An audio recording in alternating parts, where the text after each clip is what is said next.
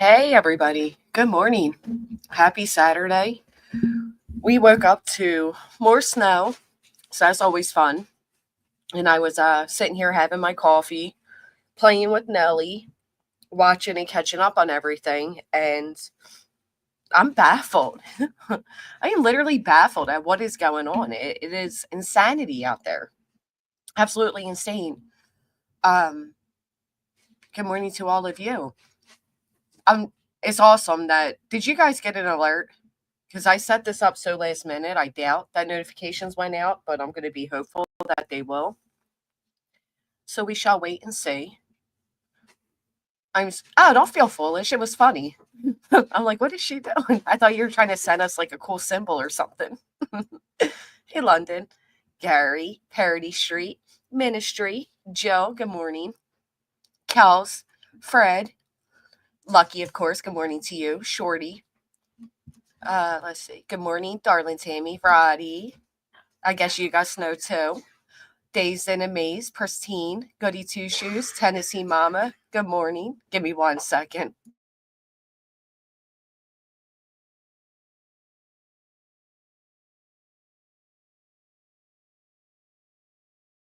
OG Fish, where you been, girl? Notifications were sent. Yay. Thank you guys for telling me that.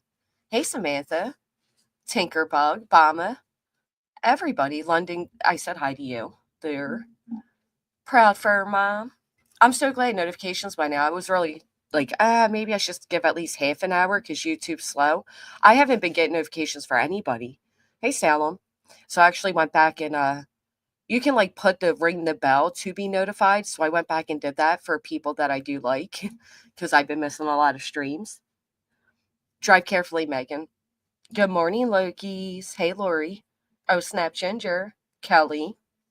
Got the memo, got the notification too. Cool. Hey, Kathy. But like way late. Yeah. I'll get them. Do you ever get them like the next day? Sometimes they'll be the next day, and I'm like, what the hell is this? Mo Bros, thank you so much for hitting the thumbs up on your way in.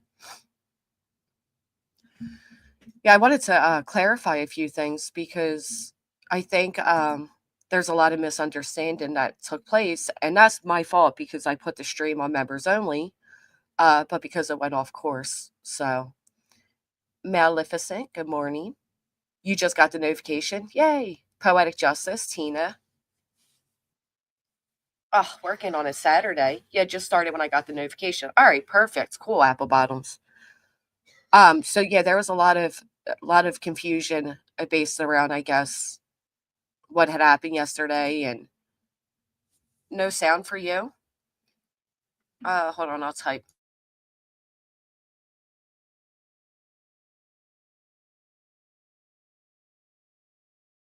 Hey, Cranky. Oh, yeah, Tina. Ugh. Hey, Chris. Good morning.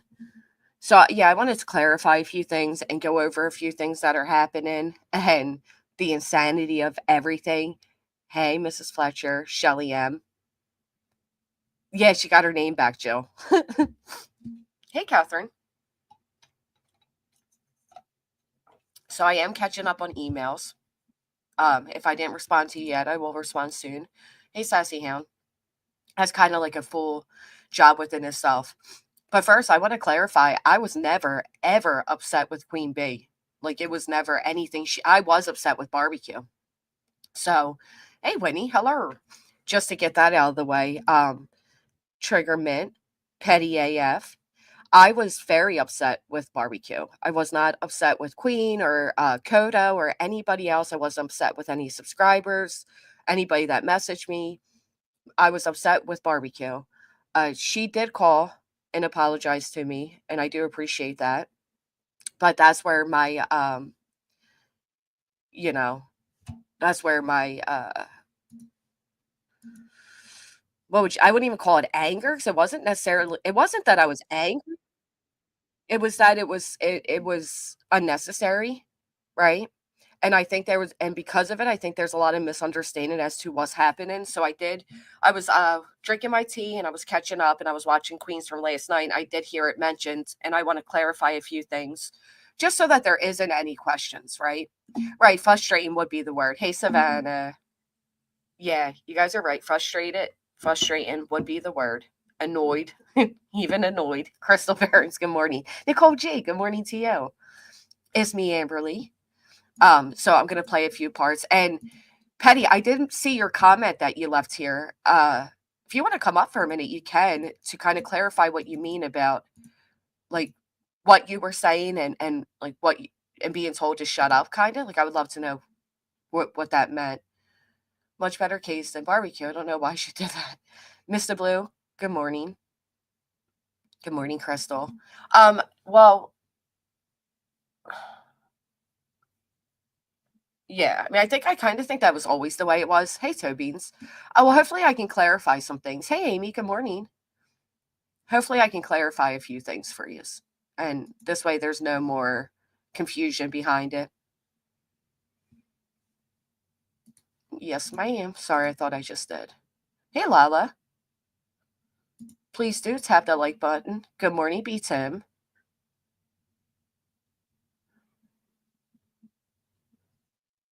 Yeah, we woke up to more snow. More dang on snow. There's Petty. Let me make sure it's you. Okay. Hey, Petty. Hi, you all right? Yeah. How are you doing? I'm good, thank you. I saw you were kind of, I don't want to say you were upset, but I saw like you kind of seemed like you were upset in your comment. Um, Yeah. like what happened? What do you mean by So it wasn't that night. It was from previously when I think it was when I was arguing on Jay's panel with barbecue because I knew everything she was doing was for barbecue, and I was more concerned about yourself and what's going to happen now to yourself. Will you have to deal with all this on your own?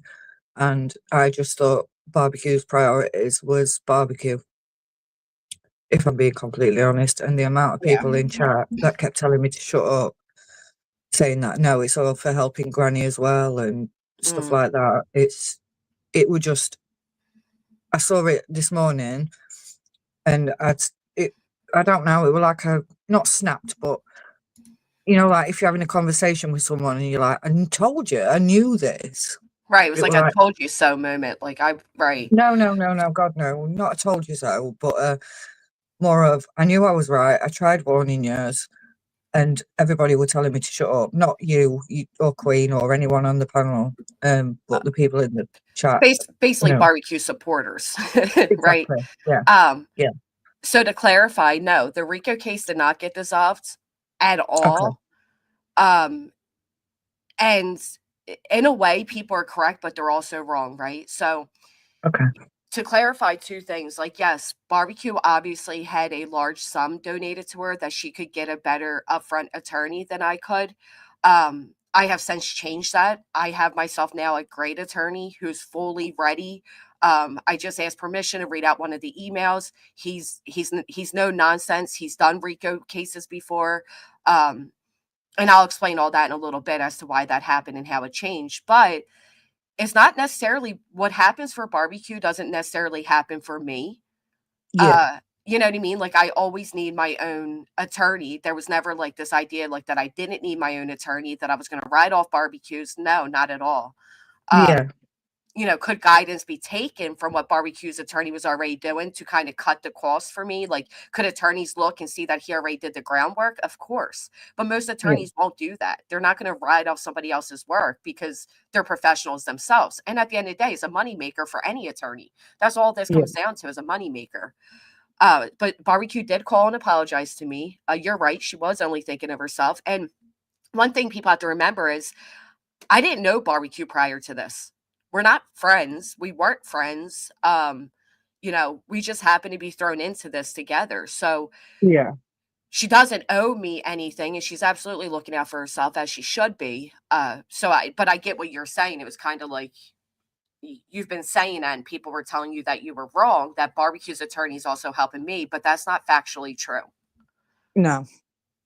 I'm Yeah. glad she's got the help that she needed for her case, but I think to come up and, in my opinion, was just to rub it in people's faces, and that's always, in my opinion, been what barbecue does. She's very showboaty. if you know what I mean. And I was more concerned about yourself, naturally, because I only listen to yourself and Queen, and I don't listen to Barbecue. So it would just get into me that people kept saying, no, this is really going to help Granny. And I'm like, but it won't. But it won't. No, Not like, the way that people are thinking. right. Like, even if they dismiss the, even if like somehow this ended up dismissing the claims against Barbecue, they still had 2 days to respond to me. Right. So, like, Yeah, it was, yeah, no, that's not the way it goes, unfortunately. I wish it was. I wish it was. yeah, If that was the case, I would have just wrote off the fact that she had such a good attorney and not yeah, ever gotten one for myself, if that's the way that would have worked. yeah. But no, it was nothing to do with told you so. I'm not that type of person. It was more of a, I've tried warning people and everybody's listening to Barbecue saying, no, she's trying to help everybody. And to me, she just hasn't. She's done this for herself naturally. It's her life as well. But Right. I think the way that she's gone about it is just totally wrong. I think that she Yeah. seems to forget that there's still another plaintiff, another defendant involved in it. And to be honest, she did admit that to me, that, she wasn't thinking of me, and I said, "I know, and that's natural, like, we think of ourselves, like, I get that." Yeah, I just it was still the wrong move, like, basically, you're playing checkers when we're supposed to be playing chess. It was too premature to kinda be like, yeah, "Oh," and people did and still do think that this means the case is over, yeah. and I wish So it was, but is it just over for Barbecue? it's not over for anybody. It was Oh, okay. nothing. Yeah, See, that was what another thing that annoyed a few people is the fact that she jumped up there and said, she was kind of giddy and I'm right. going to tell you this, but I'm not allowed to tell you anything. But all I'm going to say is this, but I'm not allowed to say anything. And it's Right, just which like, well, what was the point? right, and the courts, they don't play that semantic bullshit, and I was kinda saying that yesterday too when people were like, "Well, Barbecue didn't say it, all she said was," and I'm like, "Listen, spare me. We all know what Mm, the implication was there, like, let's not insult each other's intelligence at this point. We know what she exactly. did, we know why she did it, I understand why she did it, but at the end of the day, it was premature, and now there's this misunderstanding that this case is dismissed, and it's not." Yeah, I Yeah, mean, like even like I was not up that night, so I was sleeping. But my thoughts were the implications were that like it would make her case stronger for an anti-slap, and that it would still continue because obviously you're going to pursue costs, you're going to pursue the anti-slap. So even if like they failed to reply to it, you would still want a hearing so that you would still be able to plead your case to the judge and say, listen, these people are clearly costing me money and all this stuff.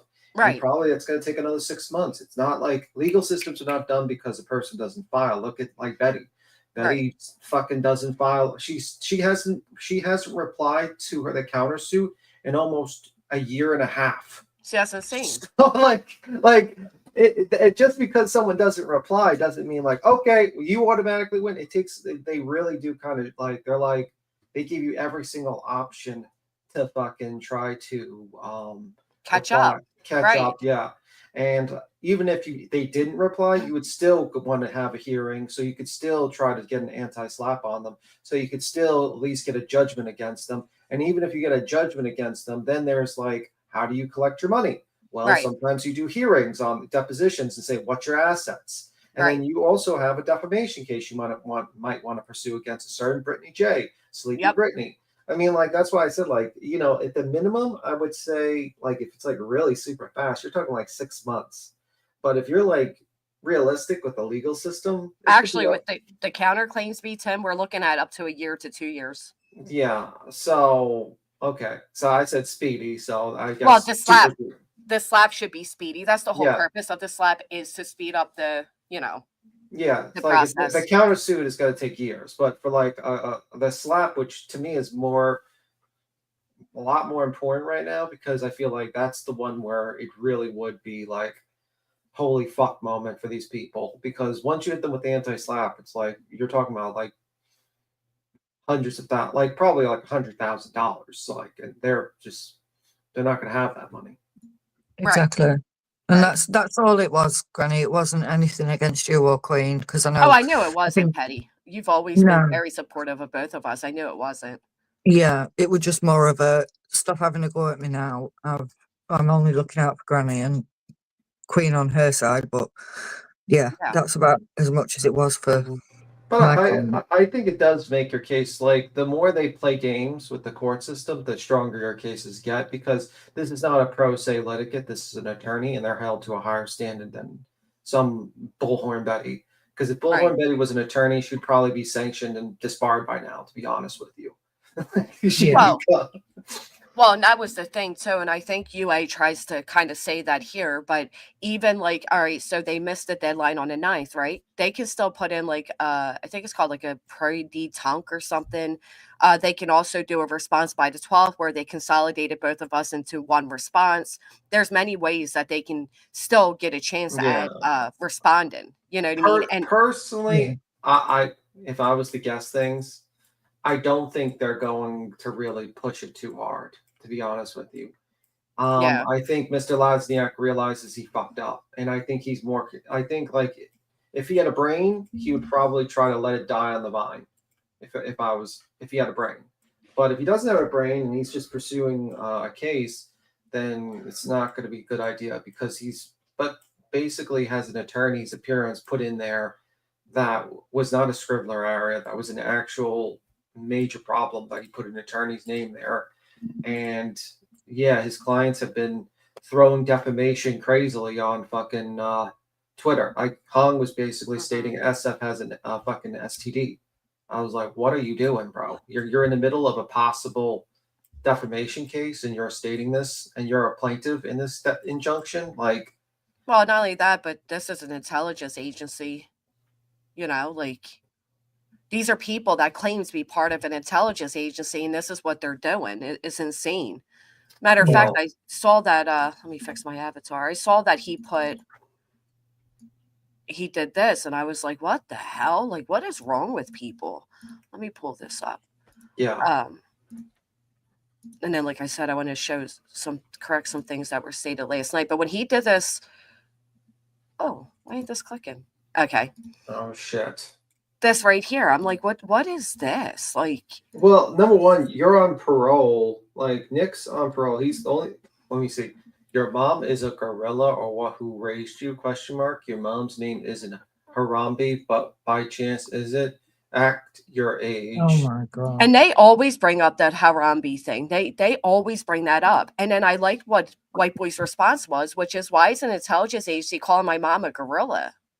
You know what I Yeah. mean? Like it really is Yeah. just so beyond the pale of immature.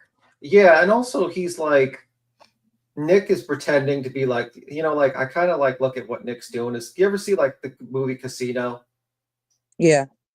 Like that part where they're like, okay, so your new job, the guy who's really running the casino is like now working as like a food chef, like head of the food Yeah. Yeah. court, and the fucking janitor. And I feel like that's what Dick is doing for this at night. He's like, yeah, I'm just the janitor. I don't run this because he can't run it. He can't run an intelligence agency while on parole.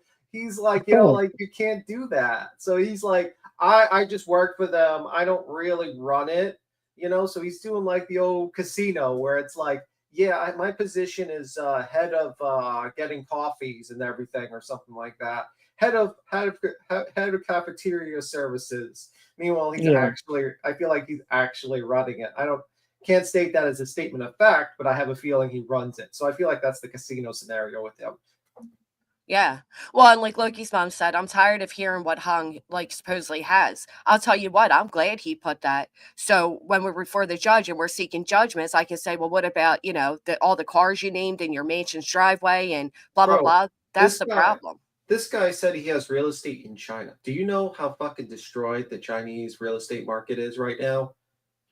If you bought a house like if you bought a house about a year and a half ago, your house has dropped by 90% value. Wow. It's like devastating. There are buildings that are just concrete shells that people still have to pay mortgages because what happened is that they used to be the people building the houses would get money ahead of time before they built it, and they run out of money, and eventually they just left the concrete, but you still owe money to the bank. So there's people like living homelessly, like in the concrete shell, being forced out by the police, and the person's like, I'm paying like $1,500 a month for this. It's not finished, and I don't have any money. The whole real estate market is collapsed. So when I hear Hong saying I have 2 houses in, I'm like, bro, that's not a good thing. You could probably be underwater actually, if you think of if you own properties in even like the rich. I'm talking about like the super rich in China. Their properties have dropped drastically in value. Yeah. But I'm gonna have Well, to drop Danny. I just wanted to come up and clear that up. That's oh, all. thank you, Petty. I appreciate you coming up. No, it's all right. See you later. Bye, Tim. Bye. See you, everyone. I'll delete that. So a fly on a wall. I guess I pretty much figure out who you are now. But as far as barbecues, Barbecue Ladies allegedly is an associate of Castor's. Castor is a pretty well-known attorney where we're at, so it's not a red flag that her attorney's familiar with who he is. I don't know who this dot person is you keep talking about. Brad Norton, I assume, he's from Cajun Navy. UA is right here. Is also named in what? Like, what are you really saying? And can you just say it? I'm done with riddles. You done with riddles, B Tim? I'm done with riddles. I have no idea what that person's talking about. I think Yeah. They're trying to imply that because barbecue's attorneys, an associate of Castor's. Well, most attorneys that are Republicans in our area are familiar with Castor. That's just who and what they are. So that was a huge troll in Idaho 4. Okay. Good morning to you, by the way, Purple Haze. Oh, I didn't even realize I highlighted that. Oh my god. Good Purple morning. Haze. I thought you stop it. I just got the one. Oh my god. I'm like, I get to look. It wouldn't be a Saturday. It wouldn't be a Saturday without a little hate. Let's get going. Oh my god. Oh shit. I'm so sorry. It's fine. It's fine. But listen, I honestly I understand some people do treat you that way. Like, oh, because I appreciate everything that you had because, in my opinion, you're one of the very few intelligent people in this sector. So I personally appreciate the discourse that you had. Like, It's fine. I know it's fine. No, okay. So Castor has no association of barbecue at all. I'll tell you that. What it is that King, barbecue's attorney, was also an attorney for Trump. It's a very small political field over where I'm at because, as you all know, we're primarily blue. So they're red and they all know each other. They're part of like Republican things together and all that, which is why I did get a different attorney. So it actually opens up that door because I heard Queen question this last night. Like, oh, I think UA said I got a different attorney. So what had happened was the first attorneys I had, it was a last minute, like, let me just hurry up and get somebody I can afford. And while that paid off to be just great because they played good cop, bad cop with me, in my opinion. The one attorney was like, really passionate about this, told me how he spoke about it at his Thanksgiving dinner, blah, blah, blah.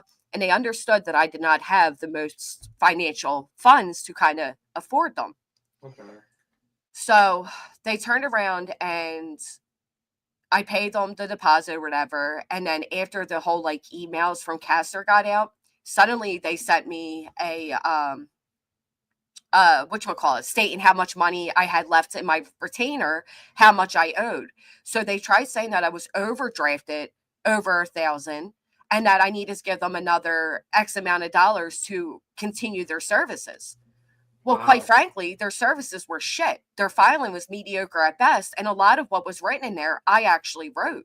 So I was kind of like, like they copy and pasted my response. And at the same time, they're charging me to talk to King. They're charging me to read a 2-minute, a two-sentence email. And I'm like, but you knew I was under financial hardship. You took this on and now you're charging me for these like nitty gritty details. It was pretty fucked. So I thought, well, at this point, if I'm going to pay them, which would have been about $13,000 at that point, if I gave another retainer fee, I'm better off just paying this attorney that I know has been watching everything, that has been speaking with me from the very beginning, who's very familiar with everything going on. I'd rather go ahead and have an attorney that is capable, who's done RICO cases before, and is willing to put his foot on their necks and get this going. And that's what he did. So he actually sent an email to Castor, and if you guys want to hear it, I'm more than happy to read it. He told me I could, and he's also included in SF because SF is what did he call him? A detractor? Even if he's not necessarily named yet, he's still an intervener, is what he said. I'm sorry you're going through this. Unfortunately, this whole attorney shit is always. A lot of people don't realize how expensive they can get, and it's fucking nerve wracking to deal with. To be honest with you, so I'm really sorry you're going through this. To be honest with you. Thank you. I do appreciate that. It's a lot of stress. It is a tremendous of stress. And because there's also the fact, like I said, there are attorneys that pretend like they give a fuck. And then next thing you know, they're like, oh, needling. Like, I literally got charged for they were trying to charge me for other people emailing them. Yeah, which is not supposed to be the case because that's on them. I mean, an email correspondence with the attorney, that's one thing, right? But not other people emailing you. Like, what the fuck are you doing? Like, number one, who gives a fuck about those people? Right. You know what I mean? Like, I don't. But this is like the game, it's just unfortunate, so all lawyers charge for every email. I do have sub mode on, but here's the thing, little horses, they do. The attorney I have right now doesn't. Well, he does to an extent. I'll explain that in a minute. But I understand that, but these attorneys acted like they were going to be a little different, understanding that, I wasn't in the most, and it's not their responsibility. I'll make that very clear. Like, they don't have to work with me just because I don't have much income. You know what I mean? But when they tell me they're going to, and next thing you know, they're like, oh, by the way, I was also told when my retainer got like close to ending, I would be given a notification. They didn't do that. So there was just a lot of things I had an issue with, and they weren't pursuing Castor. And that's a big thing. You know what I mean? Like, you have to pursue that. So. Yeah. Well. It is what it is. It's fucking the hazards of dealing with this bullshit. So. Yeah. And you can't get legal aid with civil cases, unfortunately. Oh, so they're saying fly on the wall might be WSU, Mom. Yeah, I figured that out like 10 minutes ago. Holy fuckaroos, man. Jesus Christ. And yeah, most attorneys know each other. Like, even in New York, like if you're like in New York, right? Most attorneys, no matter how many attorneys there are, like there are a certain number of law firms that handle a certain sector, and they all know each other. And that's why a lot of times attorneys try to get along with each other because they do a lot of settlement talks. Most of this shit does not go to trial. Like 90% of like the civil side, 90 to 85% do not go. They settle.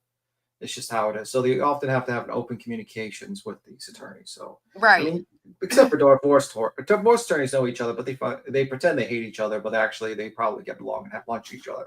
Well, that's exactly right. And especially, so I'm in like a very small county as well. And they are kind of, you don't want to say like they're not going to, they're just intertwined in one way or another, right? It's like wrestling. Like they're like, they pretend like, oh, I'm going to break you. And then they're out of the courtroom. They're having a fucking lunch. Right. You know what I mean? Like they keep it professional. Like they just keep it like, we're doing this and we're in the court. I'm kind of helping my client, but afterwards they're like, oh, whatever, we're going to chill. Like, right. Usually. Why, Layla? Why wouldn't it be a good thing? And that was the other thing, breaking chains. So like it took me, I had to contact many attorneys. Some wanted to do it and then they were too busy. Others were, the recourse of dealing with people online. And who they're dealing with and everything that was an issue. Castor being listed was an issue. So it was hard to find representation. And then I didn't even have the finances to find representation was another problem. And the fact of the matter is these type of cases can cost thousands upon thousands, not, 5,000 isn't covering it. 10,000 isn't covering it. They're expensive. So you have to find an attorney that's willing to look and be like, okay, well, you don't really have, Wait a minute. You're telling me that attorneys cost tons of money and everyone thoughts about them being like just like pennies on the dollars is wrong? Yes, sir. Shocker. Shocker, me too. Like, it's like you're telling me all those people that talk about attorneys being cheap and people needing all thousands and thousands and thousands, tens of thousands of dollars. are just full of shit and don't know what they're talking about. Oh my god! Next, you can tell me that the deception deck is actually overpriced and fucking a ripoff. Don't go too far now. I get what you're saying, Layla, but I don't think they can, but here's the thing. So I have a really good attorney now, like I said, and he's as much of a bulldog as King, in my opinion. So, and he's working with me. So it's just, I'm very lucky to be able to have his representation. And the first thing he did was shoot out an email to Castor.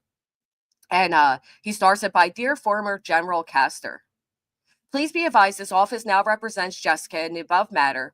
As you are aware, your clients are requesting an injunction to squelch Miss Watson's free speech while filing a civil action complaint alleging RICO violations and other baseless causes of action. After my perusal of the filed documents, it was beyond the pale that you would be involved in such a representation, let alone allow your name to be used in poorly drafted documents. Recently, you asserted your non-involvement in this case. See Exhibit 1 attached here too. Your claimed non-involvement was reiterated again, wherein you asserted you were not representing Dwayne Chapman in Pennsylvania. See Exhibit 2. Yet the filing makes no distinction to which party you were misunderstood to represent, if any. The filings and other communications speak for themselves, and they set forth you are representing all plaintiffs. Your name being purposely placed on filings goes way beyond indication otherwise is in error. See Exhibit 1 attached here too. The real question is how a respected attorney would allow his name to be mistakenly placed on a filing without ensuring immediate remedy thereto is incredulous. Further, it is incomprehensible your inclusion in this suit was a misunderstanding. Are you asserting you were unaware of the attachment of the press conference notice to these filings? See Exhibit 3. Let us review. Prior to the suit filing, you appeared with Dwayne Chapman on News and Crime hosted by Vinnie Politan and made it clear you thought litigation was an option to thwart discourse on a missing child's case. If public discourse was hampering an investigation, then clearly the law enforcement agencies investigating the missing child could certainly make such a claim known. They did not. In fact, law enforcement is known to use the press and other mediums for their purposes, but it is not okay when those are positing a contrarian position to your clients. Positing a contrarian position to your clients. Talking points of an opposing view may affront some, but it certainly is not actionable. Of course, any purported law enforcement agency would not attempt infringement on free speech. More so, they often request assistance from the public, not imploring them to cease and protect the discussions. Make no mistake, under logic postulated by these plaintiffs, no one should be talking about a missing child case on any news media, whether it be a primary or secondary outlet. Imagine you and your clients bringing such claims against Nancy Grace during, for example, the Casey Anthony case that was talked about by her every night, using the court to silence individuals engaged in a personal envious battle without basis in law is an abusive process at minimum.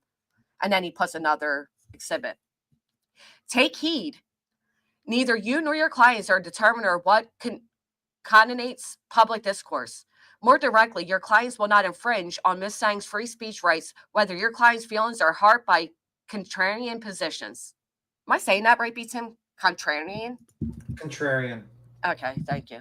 Well, I do mispronounce lodge. So you do. A lot of you guys do. You call them Laura Lodge.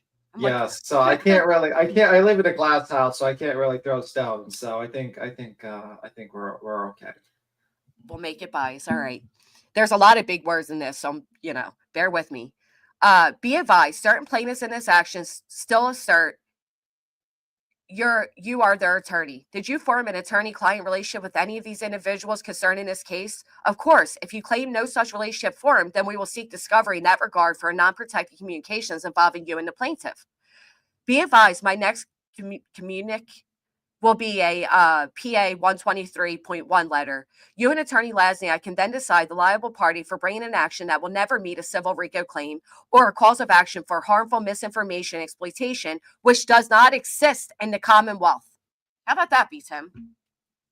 Yeah, that's pretty fucking crazy. Yeah, it doesn't exist. Harmful misinformation and exploitation does not exist. Yeah, I don't think this is going to end too well, this group of people. That's why I got myself this attorney, let me tell you. So then he says, to be clear, the real targets and quotations legally are going to be these plaintiffs and the attorneys that placed their name on a bogus filing. Accordingly, we urge you to officially remove your name. Moreover, acted officially will quiet these plaintiffs that continue to assert your involvement. Regardless, getting to the bottom of what has occurred and why this issue has not been resolved is our primary concern. No filing a request for an amended complaint and removing your name on that said filing does not resolve this issue, especially since no decision in that regard has occurred as of this date. We all know this action should be withdrawn immediately. As you're aware, within 20 days after a complaint was filed, an amended complaint could have been filed without leave. Why did Attorney Lasniak delay if your name being added was a mistaken occurrence? Of course, Lasniak could have withdrawn the lawsuit without prejudice and refiled as another remedy avenue. The serious nature of this quotation misunderstandings should be resolved forthwith. And then he puts another exhibit. Without a doubt, a simple percepi to withdraw, as stated, would accomplish settling this issue. However, we believe there is more going on and we look forward to getting those answers. Next, be advised, in my research, the actual format of filings with your name on them mimics statistically with Freedom of Information Act requests made by your plaintiff. My belief is one or more of your clients drafted this nonsensical drivel and never thought these defendants would fight back. The fight has just begun, and we are not going to rest until real justice is met. Since Dwayne Chapman, aka Dog, has asserted he is taking the search for Sebastian Rogers to Delaware County, Pennsylvania, please advise us as to whether you will be representing his interests in our planned depositions. For your edification, we plan to start discovery immediately, and your client will be the first to undergo a shifting and thorough examination. As a courtesy, you can provide amenable dates of availability for depositions. If we do not receive potential dates, we will just send a notice of depositions and compel his attendance in person, since, again, he will be in the area. Thereafter, we will work on exposing the mendacity of these plaintiffs, such as at-night media. That word is Mendacity. I don't know if I said that correctly. Say that again, spell it again. I wasn't even listening. It's M. Hold on. M-E. Where'd that go? Mediocrity. Mendacity.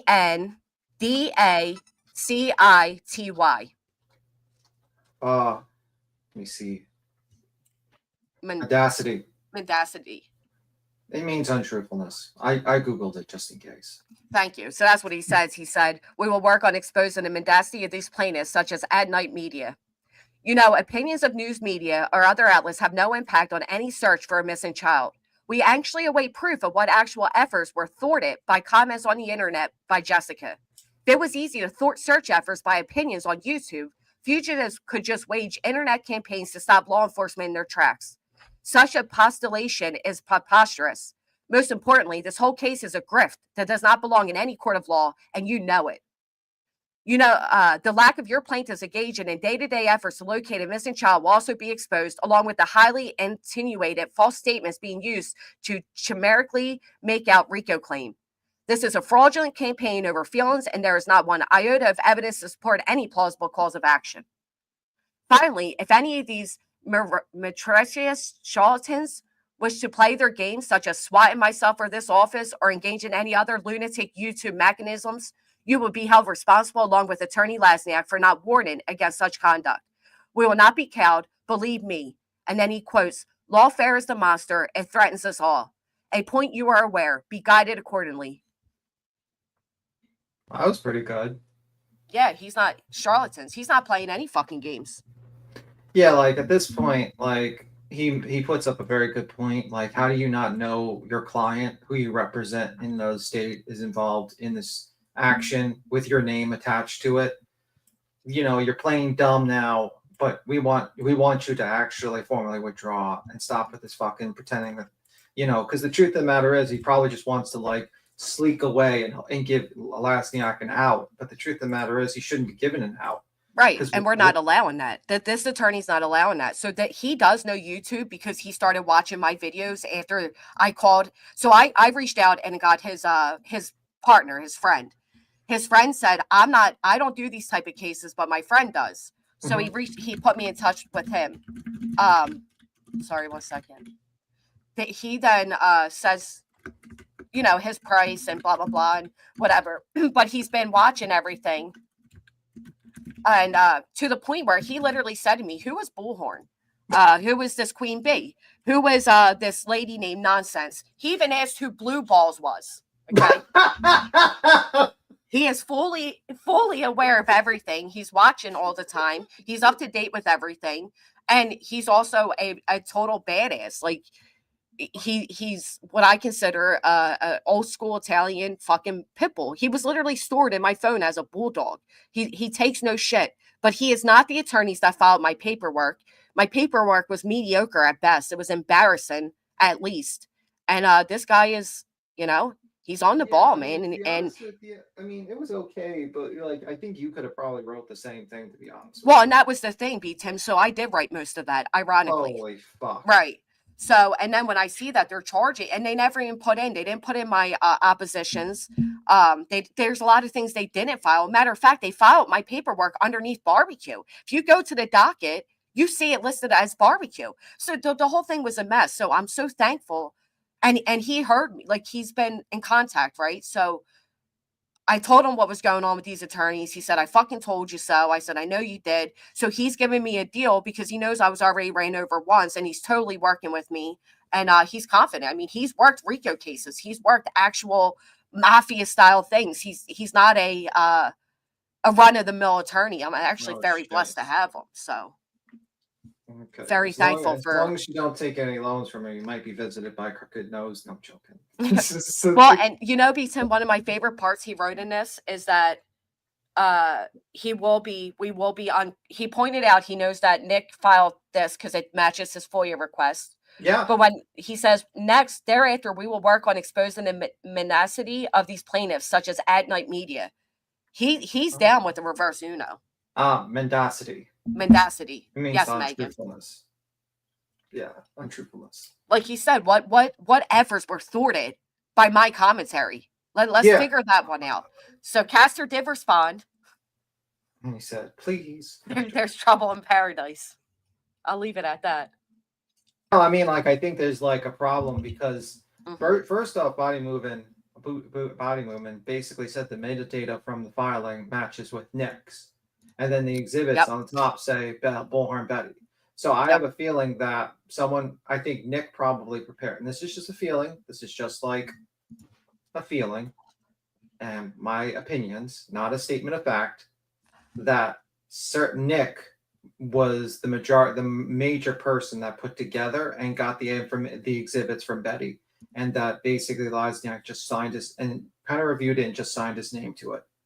And that's what I think. Well, so that was one thing, and it might be because Castor, OG Fish, people were thinking it's because the deadline. It might be because of Castor's new email. But here's the other thing. So, like he said, if you look up like Nick's procedures, like his FOIA request and his own filings and all, this matches almost directly, if not precisely, with his filings. So that's why it was pointing out, like Castor refers to himself, or not Castor, excuse me, Lesniak refers to himself in the third person. Yeah, which would make a lot of sense if it was Nick preparing the document and then just basically Lesniak give a rubber stamp to it. Right.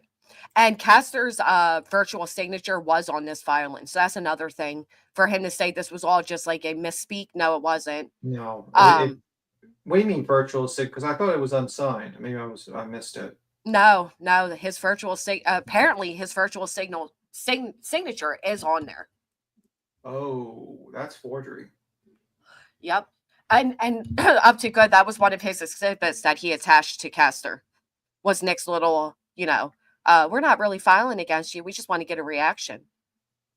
Yeah, which is, I mean, that's why I said, like, everything these people do just helps your case a little bit more and more. Mm-hmm. And I think, like, this is going to be a little bit of, like, people think, like, court cases are done like that. No, it takes years, and eventually you will, hopefully will be winning the anti-SLAPP. And then if you want to countersue them, that's up to you if you want to. And then you'll see what you got to do. But like I think it's going to take you a while. It's not something that's just done overnight, and it'll be very interesting. I would like to see, to see these people kind of get what's coming, especially this Hong guy, because he's the plaintiff too. Right. And he's on Twitter. I've never seen a man on Twitter so much. Every minute he's posting. And that was my thing too. Like, you have hung over there, like, doxing people, defaming people, threatening people. But this is also the quote unquote intelligence agency that set up a doxing Gmail to pursue people that are doxing. Yeah, it's like, bro, you're like, that's how I know they're falling apart. Something's telling me something behind the scenes is falling apart for him to do all that, because like it's not normal behavior, especially if you're winning. Like, when you're winning, you're not pulling shenanigans like this, if you catch my drift. Right. So something's happening behind the scenes that they are fucking pissed about. And I don't know what it is, but it's going to be very interesting to find out. It's going to be very interesting. Absolutely. What is going on? I don't know. It's national 10-year. They didn't, I mean, respectfully, they didn't write anything that would threaten your life. I do have to agree with that. Thor did not write anything that would endanger your life. Oh, Well, have a great day, Thor. Well, and what, like, I would love, if you want to come up, I'd love to hear from you, Lynn. Lynn has experience fighting these type of things in a courtroom, as many of us are aware. She spent many, many time in the courts. yeah, she knows what she's talking about. She had to deal with that fucking nut job, Truth and Transparency. Complete lunatic. Yeah, I think plus I just think it's she knows what it's dealing with, because you get these YouTube personalities that come up here and they just get like, they just start with you and fuck with you for years, and eventually when you shake them off, you're very happy about it. But like, she had to really deal with that lunatic for a while. Yeah. Well, and that's what I'm saying, Jay Jones. Like, I do think that this is playing a part as to, because like Chris just said up here, I don't think they thought for 1 minute that any of us were going to fight back. I mean, they literally put in the injunction that we won't be able to fundraise, knowing that we're both like single mothers, it's just all of it. And this attorney I have now, like I said, is fully aware. He did rack in. All of that is now moving. Like, this attorney is full throttle. Like I said, I'm just really excited. And the fact that he, like, listen, I told you before, one of the reason some attorneys didn't want to get involved is because the way these people are, which is why he ended out with, finally, if any of these, what is meretricious? P10, do you know that word? It's mendacity.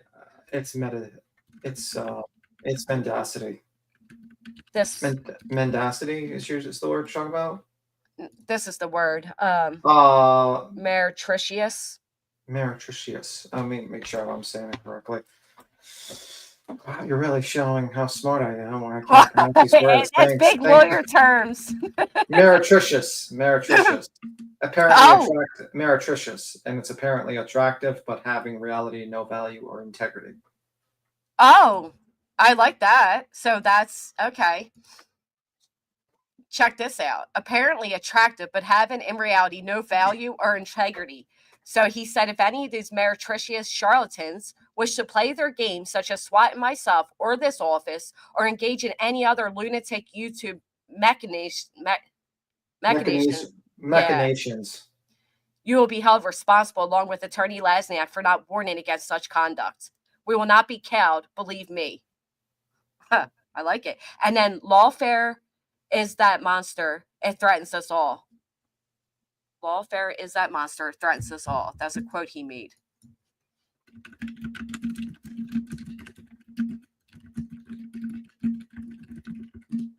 Let's see what that means. I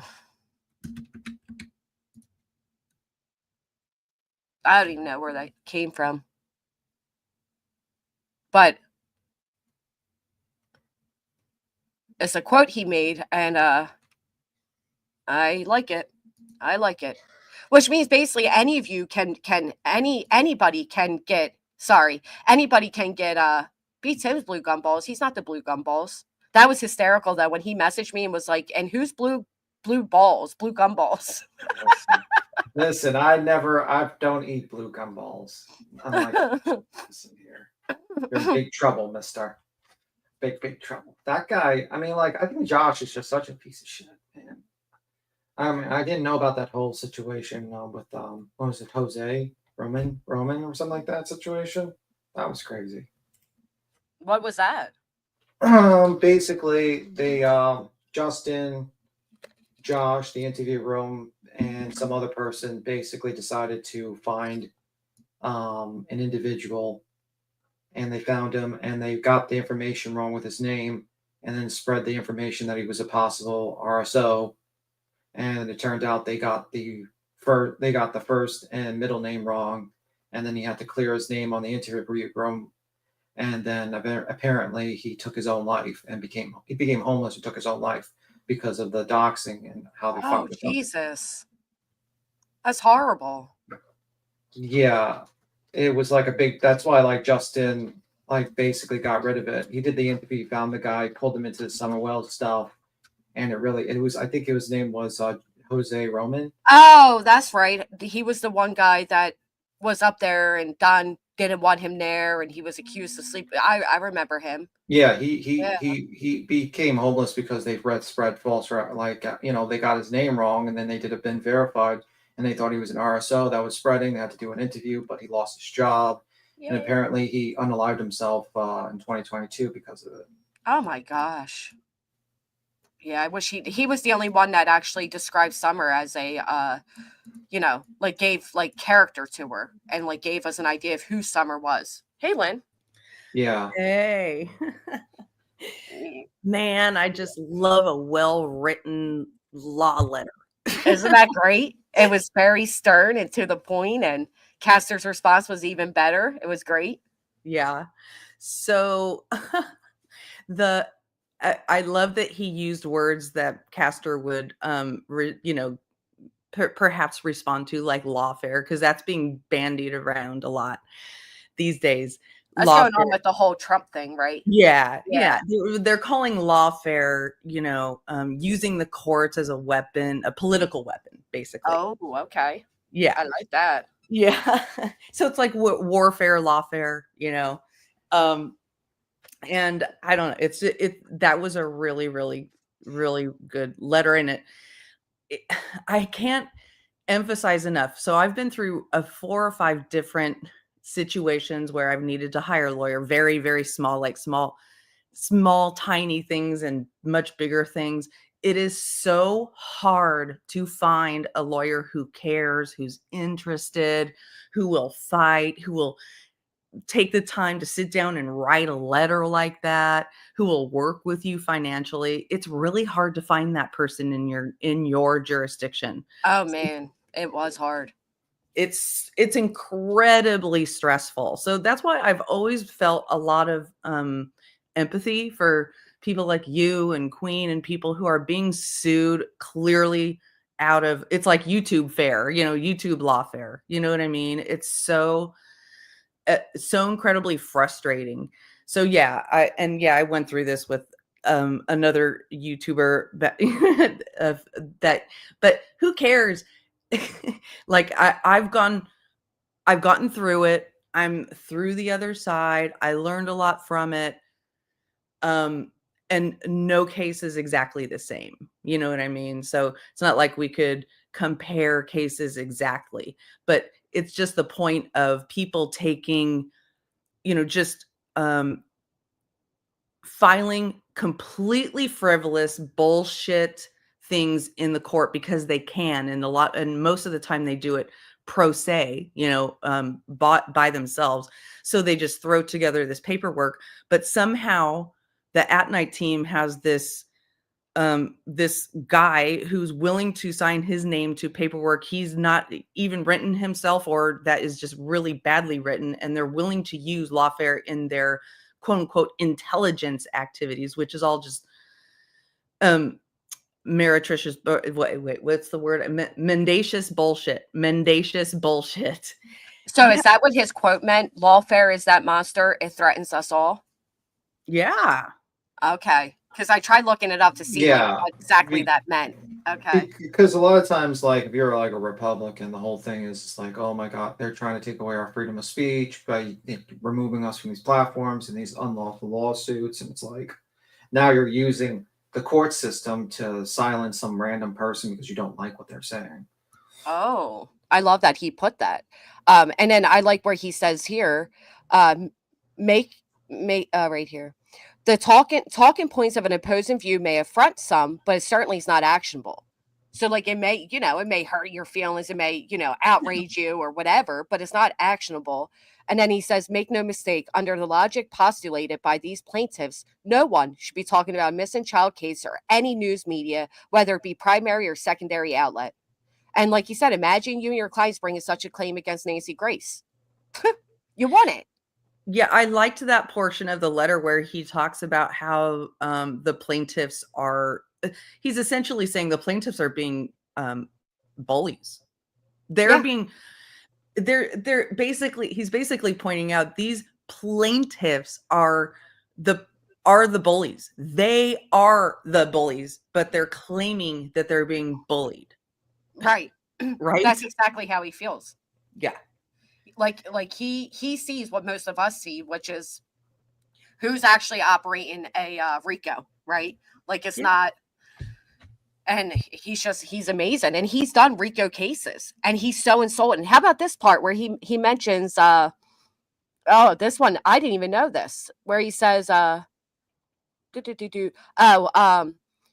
you and Attorney Lasniak can then decide the liable party for bringing an action that will never meet a civil RICO claim or a cause of action for, and he quotes, harmful misinformation and exploitation, which does not exist in this Commonwealth.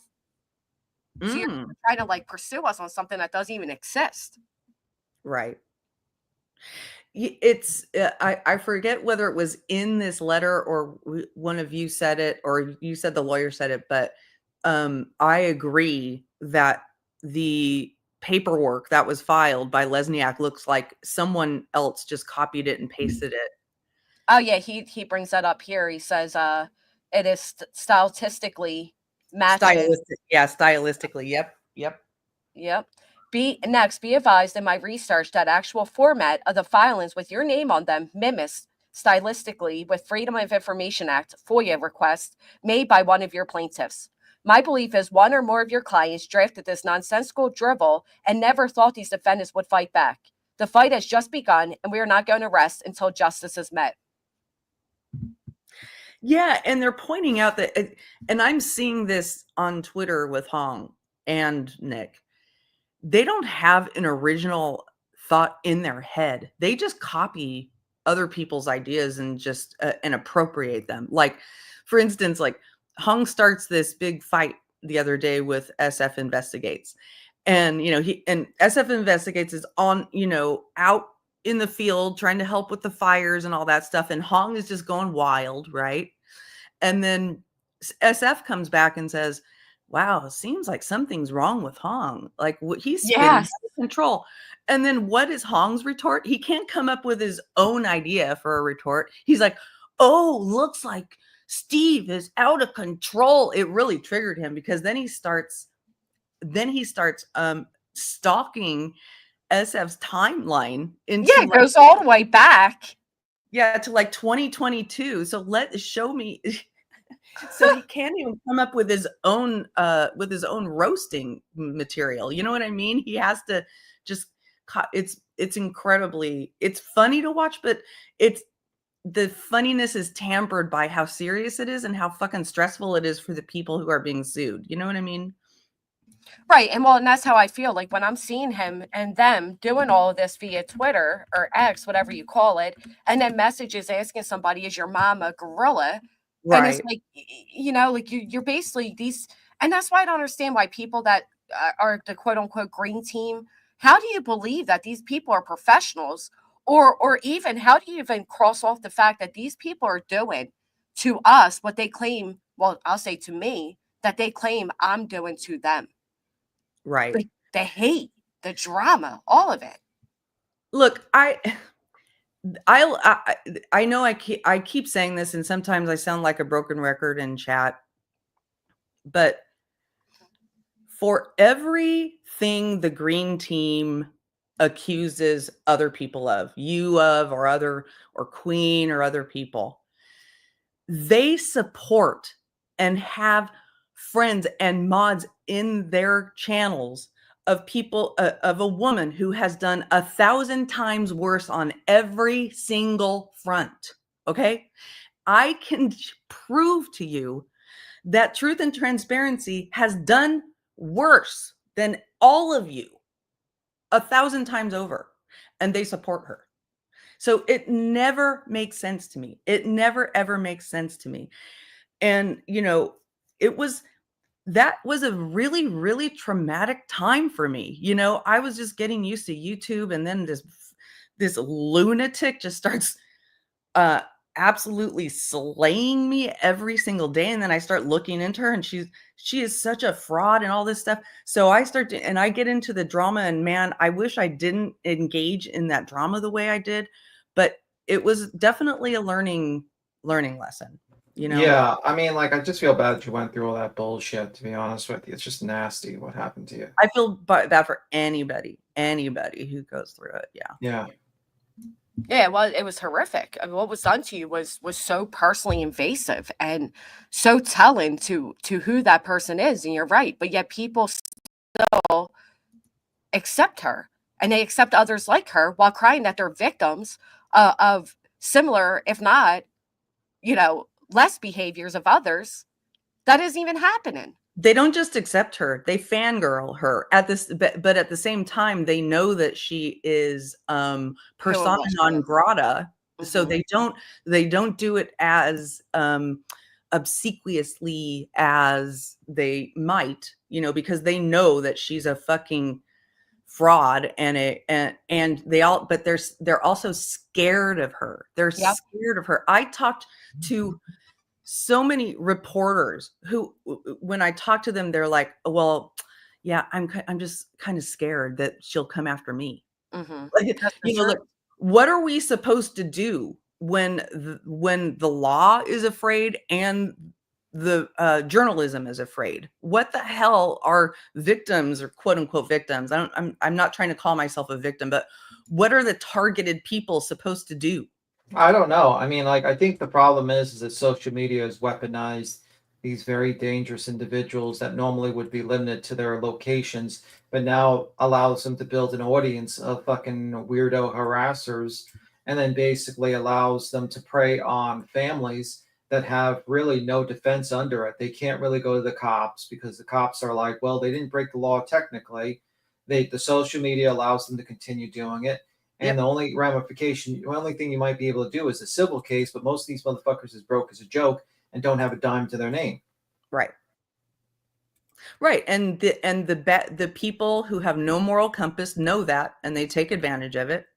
And that's how people with a good moral compass who don't go low get silenced. That's how it happens. And that's and I come from a world where I was already sort of an internet activist and trying to help people understand how this works on the internet. And then this happened, and I was like even more invested in making people aware of that. So anyway, enough about me. It's just disgusting that this is continuously happening. And then, what's worse off is that now you have in this arena, like, actual legitimate people, like people that have, I would say D celebrities or something like that. And now they're entering into this arena. You even have like Laura Lounge sitting there and be like, well, let me help out. Let me help out with the misinformation bullshit here. Right. Though the guy has a questionable past. Let's just because they can. I like what Cannon Saunders says. Online gunfighting is the last frontier. Yep. Because there's just no laws governing any of this stuff. Online, at least in the United States, there's laws other places. The United States is just the last to adopt laws that really understand the online world. We're so far behind. And it's ridiculous, quite frankly. It's insane. It is insane. I agree. All these young girls, boys that are getting aside that bullied, don't worry, it's going to happen to you when you're older too. So just, like bullying no longer ends like when the kids come home and stuff. Yeah, it actually is really sad. It's sad. And then the fact again that these plaintiffs are some of the biggest bullies. I mean, the stuff that they're currently saying and doing, and meanwhile you have us in this litigation. It's baffling to me. Right. Well, Aiden is doing it purposely. Aiden's I mean, like, listen, the guy, I feel he did it on purpose so that he can get some sort of platform, like get like, you know, that guy, because I don't think he gives a fuck, to be honest with He I picked don't. up on it. He picked up on a trending you. genre. Yeah. That's it. And hmm And he's just stealing that because, who's gonna really give two fucks about hearing about Wendigos all day and every day and fucking Bigfoot? Well, and exactly. apparently, during one of his lives, he was saying like his viewership has been really down, Yeah, There and you because then of next the, thing you know, here comes this. yeah, and then he gets an air of legitimate, like people think he's legitimate because, obviously because he has a large channel. It's basically like that's basically it. People think he Right, has a large channel, so he's legitimate. But the truth of the matter is, it's like, how do you think you get a large channel? Like, you got to jump on the trending topics. right. You You know, just jump on the bandwagons, and well, and that's why I said to him, like, what if you found out that the Proudfoots were innocent? What would you do? And he said, well, I'd apologize. and But at that apologies point, don't don't mean you shit. think your damage is done? Yeah, apologies mean shit. Right. Like you already surpassed, and that's another thing because that's part of the reason why some of these people fangirl over Lana because they see the potential for subs. Uh, just like Betty saying the other day, oh, when SF goes up to debate Lore Lodge, go in and drop, coffee beans. So it's about Sebastian, Betty. It's not about you. Nobody gives a shit how many of your Uh, little psycho beans are bouncing uh, in the chat. I've seen him debate. He's not going to be able to. Like, it's not going to be number one. I don't think SF's going to go in there and be like a debate where he's going to be yelling or screaming and shit like that. Well, I no, think that's it's not going to how a be debate should be. yeah. Like, he's going to be very much like calculating and what he says. And like, I don't think Aiden.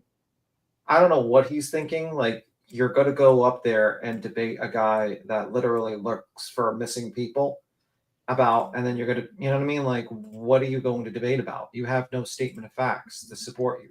You're Well, and not, every time you present him with a question that he knows he can't, figure out, he'll say, "Well, what does that have to do with Sebastian?" Well, what does 90%, I'll say 75% of what you reported have to do with Sebastian?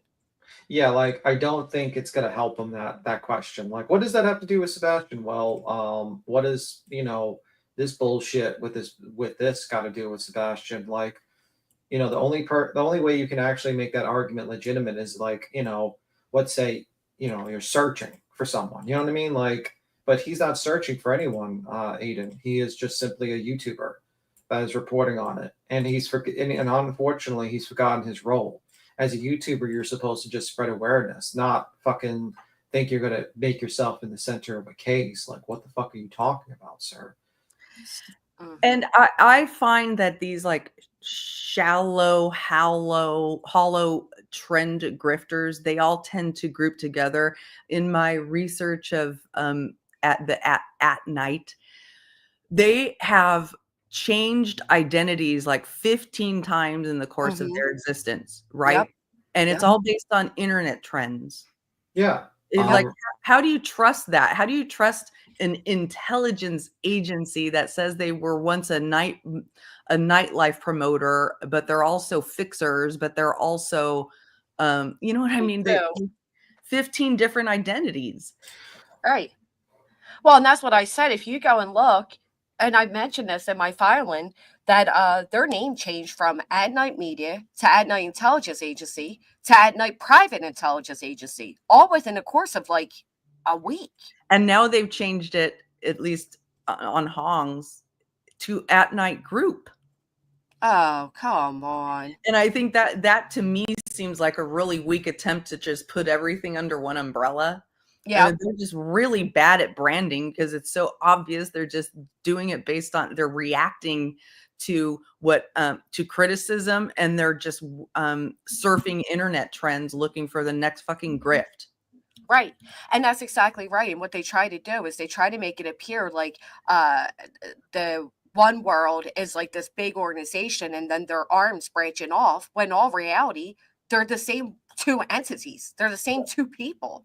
Yeah. And that's why this lawyer wrote in there, like, that's what we're going to do next is we're going to uncover the fraudulency of At Night Media. Yeah. Well, I don't think, when you have better investigative tools like lawyers do than what I do, because I won't, go digging around in back channels. I don't go like talking to people. I do everything based on what I can get publicly. What I've seen publicly is fraudulent. I found where they made a huge documentary about the Watts jail calls. They took the Watts jail calls and made an exclusive documentary out of it. And Jonathan Lee Riches is on the credits for it. Yep. I saw that too. And they presented it like never seen before footage, but at that point it was all seen before. I could have told you could have went to every single YouTube channel. Yep. And you could have seen it. Yeah. That's the truth. It's anyway, it's just they're frauds. I'm very comfortable. They can sue me if they want. I'm prepared. They are frauds. Okay. Absolute frauds. Well, they do claim they're working on different states now too. So yeah, better be careful. I mean, Hong has a lot of money, lots and lots of money. Better be very careful. I heard he owns fucking houses that are underwater in China. I've heard. Well, did you see how he said, well, this isn't even far from over. We have like 4 or 5 more cities. I'm like, wait, what? You actually file your litigation in cities? Yeah. Right. Like, come on now. It does not work that way. None of it works this way.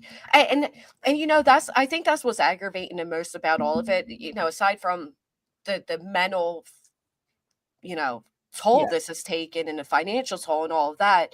I ultimately, for me, it's the aggravation of, you know, when this all started on, what was that, October 8th or 18th or whatever, when that all started, they were in a chat like, we're going to work vigorously to make sure we get this injunction so we can bring Sebastian Rogers home. And ever since then, there's been nothing but excuses and bullshit made, to the point where I don't give a shit if you like me or not. How can you pretend to even remotely trust what you were hearing at this point? Because we live in a reality where people want to live in their own echo chamber bullshit reality. Oh, Sassy Hounds, thank you so much. Well, yeah, but I mean, you know, you have people that are still saying this is federal. Some of these plaintiffs still haven't even realized that this is not federal. Well, I mean, maybe they're still asleep. That's probably Brittany. She's very tired. Did you know? Oh, actually, it's Betty and Julia. Oh. Yeah, Betty says it all the time. Betty says it's federal as many times as she says that SF is unscrupulous. She can't even spell circus, for fuck's sake. Just see that. Well, the thing is, this is our dream. Like, because like she believes that stalking people in online is federal, but stalking people in real life is not a crime. She's about to find out that's not the case. I think she's going to find that in front of the judge, be like, Judge, I was doing most of this stalking online. I have this big file, a dossier on these people about their routines, and I'm also armed.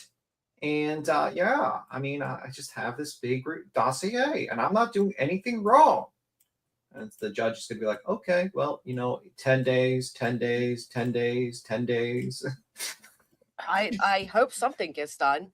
Wake up, Maggie. I didn't see you become a member. Thank you so much. And Jill, thank you so much for the gifted.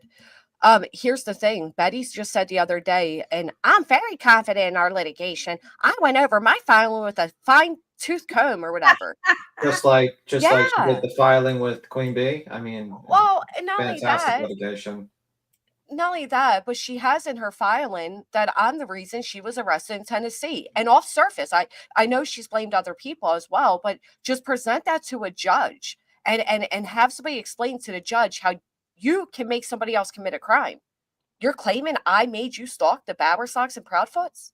Right. Or that isn't she the one who called the cops and then they ended up yes, that's part of my Dum Dum song.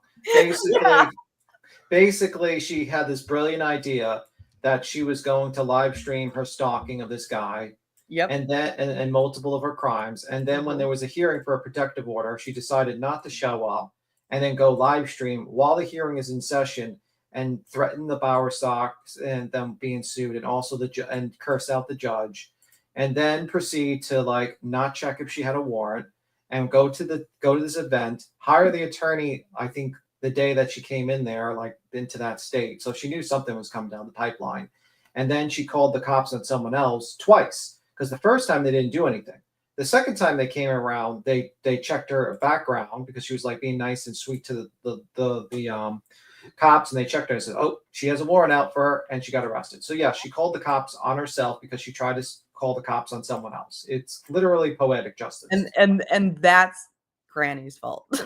That's Right, and that all Granny's comes fault. back to me, right? They just sound stupid, and their confidence is so alarming because she really does believe herself, and I think that's the scariest part, is that she believes herself, and so they tried calling the cops on Texana, and it looks like Brittany may have herself more pen in litigation. So Texana put up a post and says, "Oh my, key points about Brittany." Key points about Brittany J video from YouTube. Key points, lawsuit. Lady suing Seth Rogers was at the Texas Roadhouse. False information from Brittany J's YouTube channel. ... So I think Texana, I don't think these people realize who they're playing with sometimes. Yeah, I mean, like, I don't think Texana would win a lot of these cases because I think she lost a lot of one, but it's still like someone you probably don't want to piss off because she seems to know she seems to be willing to sue people, and Yeah. you're eventually she's gonna win, because you're gonna say some defamation so much that she's gonna be able to get a slam dunk win, and you're just not gonna be too happy about it. Well, that is defamatory to implicate her in a crime and state that she was at the Texas Roadhouse when she Yeah. wasn't. That's a big deal. And the Brittany's going to find this out too, because eventually she's going to meet the person that's going to be, she's not going to be able to do anything too. And Texana, I feel like, is that person that you don't really want her to come after you with an actual legitimate claim, because she will take you to court and you will lose. And that's what some of these people deserve. If you open the doors that litigation is okay, then you should make sure every time you go live, you are crossing your T's and dotting your I's, because there is going to be a person somewhere else that is going to say, okay, I'll see you in the courtroom.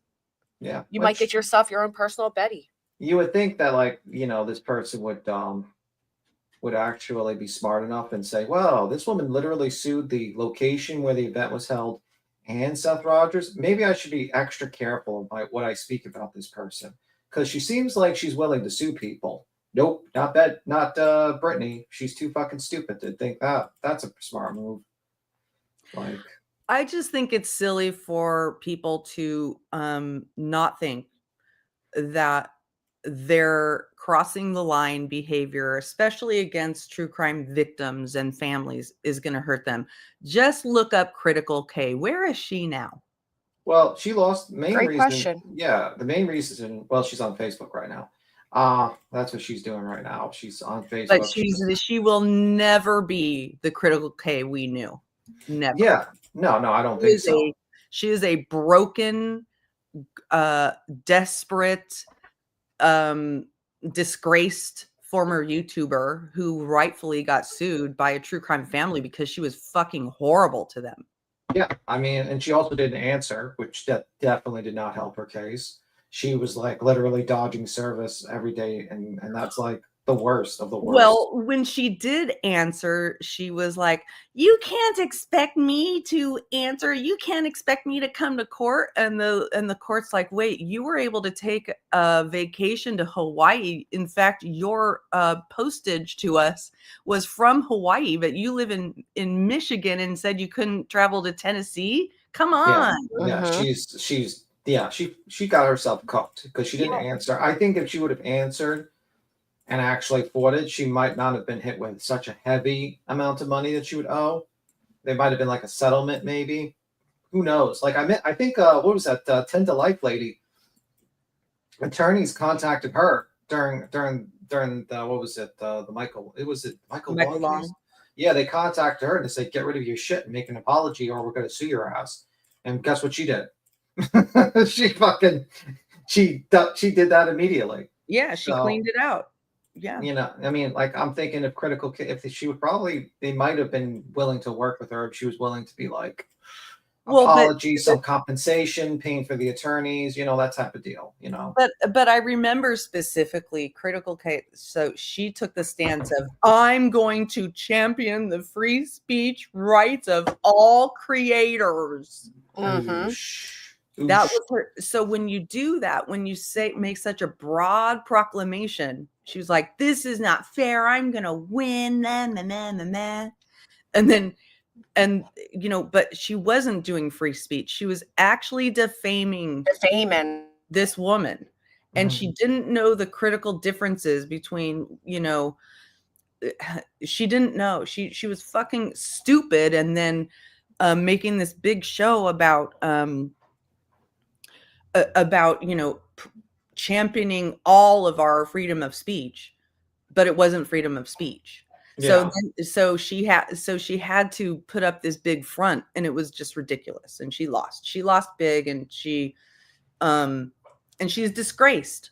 So people should look up that scenario, Androcchio versus Critical K, basically. Well, what these people don't understand, Lynn, is they seem to think they're untouchable, right? Like we see that time and time again, which is why when you open the door for litigation, you should be prepared thereafter, because they're, eh, people often say, why aren't the Proudfoots doing anything? Why aren't they doing anything? Well, How do because you they know? wouldn't. How do you know they're not doing anything? How do you know they're not Right, collecting evidence and screenshots and just basically sitting back and waiting? Like right. that's what the thing is. I always get worried. You should be worried that someone's very quiet and just sitting there and just letting you, because they probably, in my guess, if I was to guess, they're probably collecting a bunch of clips for when that protective hearing comes in. When they come in, they'll be like, "Well, she did this, this, this, this, this, and we have this. We have literally hard drives of this lady fucking breaking her order." Well, not only the protective order, but in general, all these creators that are saying things like, for example, many people were highly upset accusing SF of saying that Seth Rogers murdered Sebastian. He never stated that. That's not how it was stated. He said, I'm starting to question if he did. There's a big difference in the two statements. But then you have Lore Lodge, whatever, come out and straight up say that Chris murdered Sebastian, and the same people cheer it on. Right. They are Yeah. defamatory statements. And unfortunately, with no answers out there, and I don't know if he's wrong or not, and I don't know if SF is wrong or not, but there has to be an answer, a resolution before action can be met. So just because you feel safe and comfortable and you're going on almost a year of slander and defamation and getting away with it, doesn't mean you're going to get away with it come next year or the year thereafter. Yeah. Right. And I think a lot of people lose the nuance of what defamation is. I could come out here and say, Oh, tell them, girl. Granny's a murderer, right? Mhm. That's not defamation. Mm-hmm. It sounds like it. It sounds horrible, right? But if I said Granny murdered Beef Tim, that would be defamation. Yeah, because That's defamation. yeah. You have to be more specific. You have to give a time and a I- place where actual action or a person. I appreciate you stating that you want me to be murdered. He's going to sue you now. I'm going to sue you now for emotional distress. I'm terrified for my life. I'm just referring to what's sitting in front of me on the screen, Try that's going to be clipped. Well, apparently I'm a scary person. If a world-known bounty hunter is afraid of me. Absolutely. I'm terrified. Aren't you? And it was, all of that was a big learning lesson for me when I was going through the law stuff, because I remember things being said about me where I was like, that's defamation. And my lawyer's like, yeah. And I'm like, oh, really? That's not defamation? They're like, I was like, damn, man, I thought that was defamation. So law is very complicated, and you shouldn't sit out here and say you know it unless you're a lawyer. Yeah. Mm-hmm. Unless you're actually a lawyer or have some real experience. And one thing that really, really, really, really bothers me is when people come out here speaking with all kinds of authority about things they have no experience with. They speak with authority about mental health or addiction or business or how YouTube works or the law. And they say it as it's fact, and they speak about how they would react if they were parents of a child with autism who disappeared. They have no fucking clue. I can guarantee you 99% of the people watching YouTube don't have a child with autism who disappeared. And they're sitting here saying, well, I would do this and I would do that. You have no fucking clue what you would do. None. that just really bothers me. Well, that's the problem. Like these people listen to these idiots on YouTube, like, you know, all these crazy motherfuckers, and they think like, oh, like this, you know, they're really genuine, they really do care. And it's like, nope, they don't care. They're just saying things that sound right with their audience so they can get views. Like, that's why I Right. say it's all, they don't really care. They don't give two shits. Like this Lore Lounge, it's like, you think he cares? No. He's doing it for their trend. I'm telling you, that's why I don't really like, I'm like, whatever. People will do things for trends, but don't come up here and say like, oh, I really care. It's the greatest, you know, I truly, truly care. It's like, bro, we know the game. You saw it as a trending topic and you're doing it for that. And you know what? In the end of the day, I'm not even like mad at that, because I'm like, whatever, it's YouTube. People will chase after trending topics. It is what it is. But don't piss in my cereal. Don't piss on me and tell me it's raining.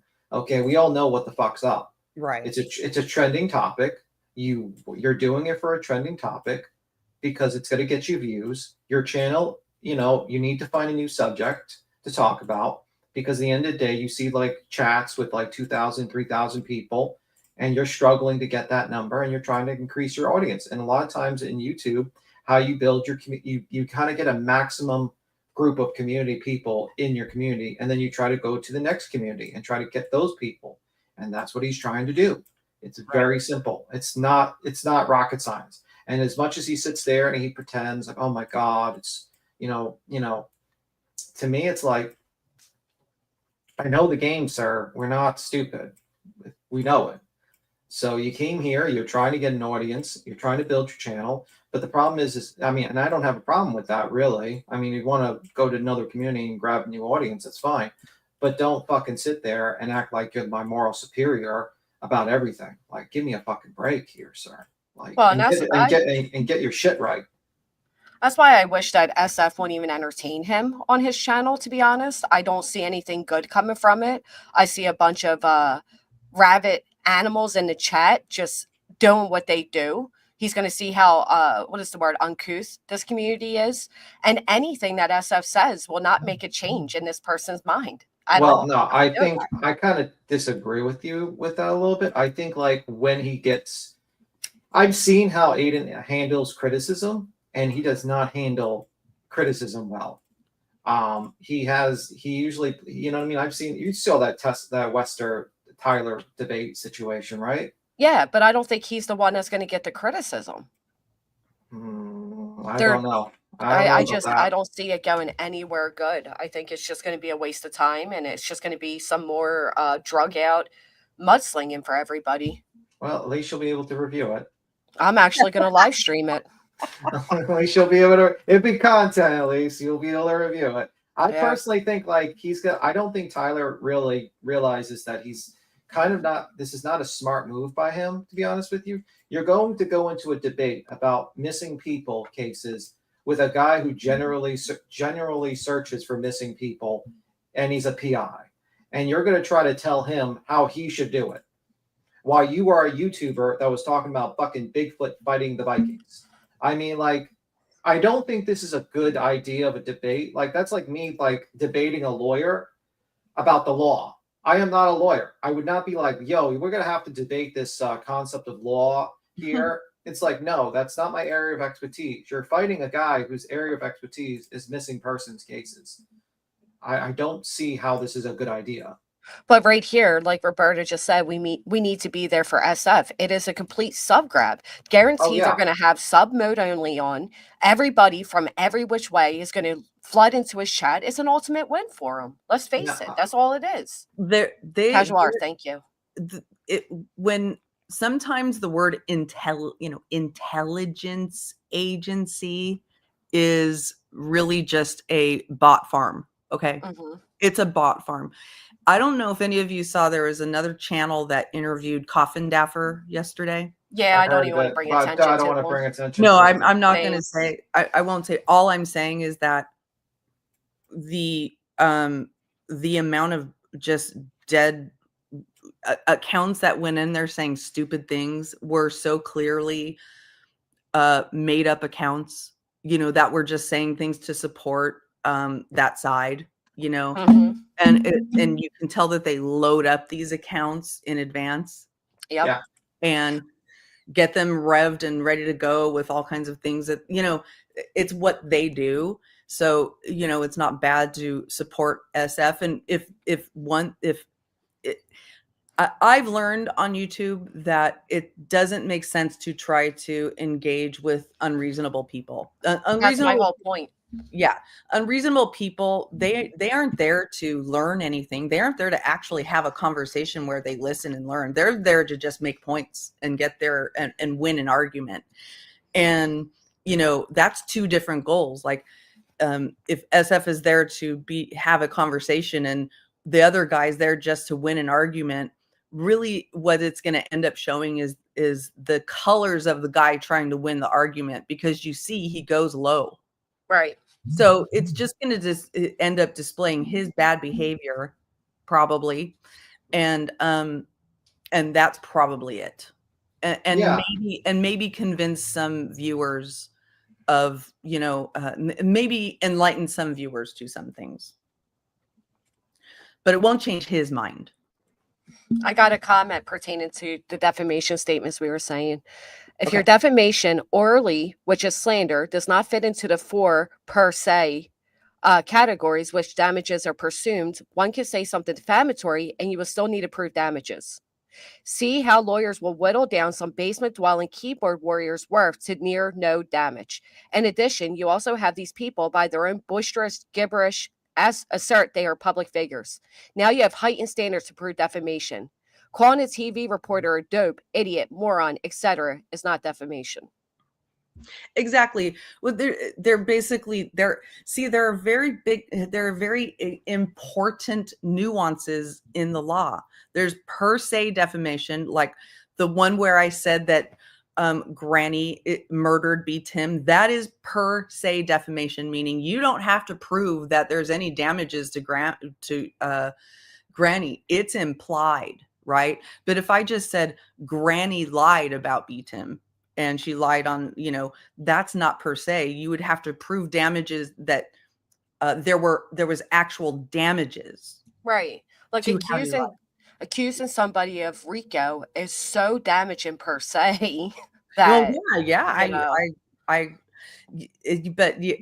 I totally agree. Yeah. like, I don't think, and then the other thing is these people, especially those that support these lawsuits that are running around now writing, in my opinion, allegedly, that does not protect you.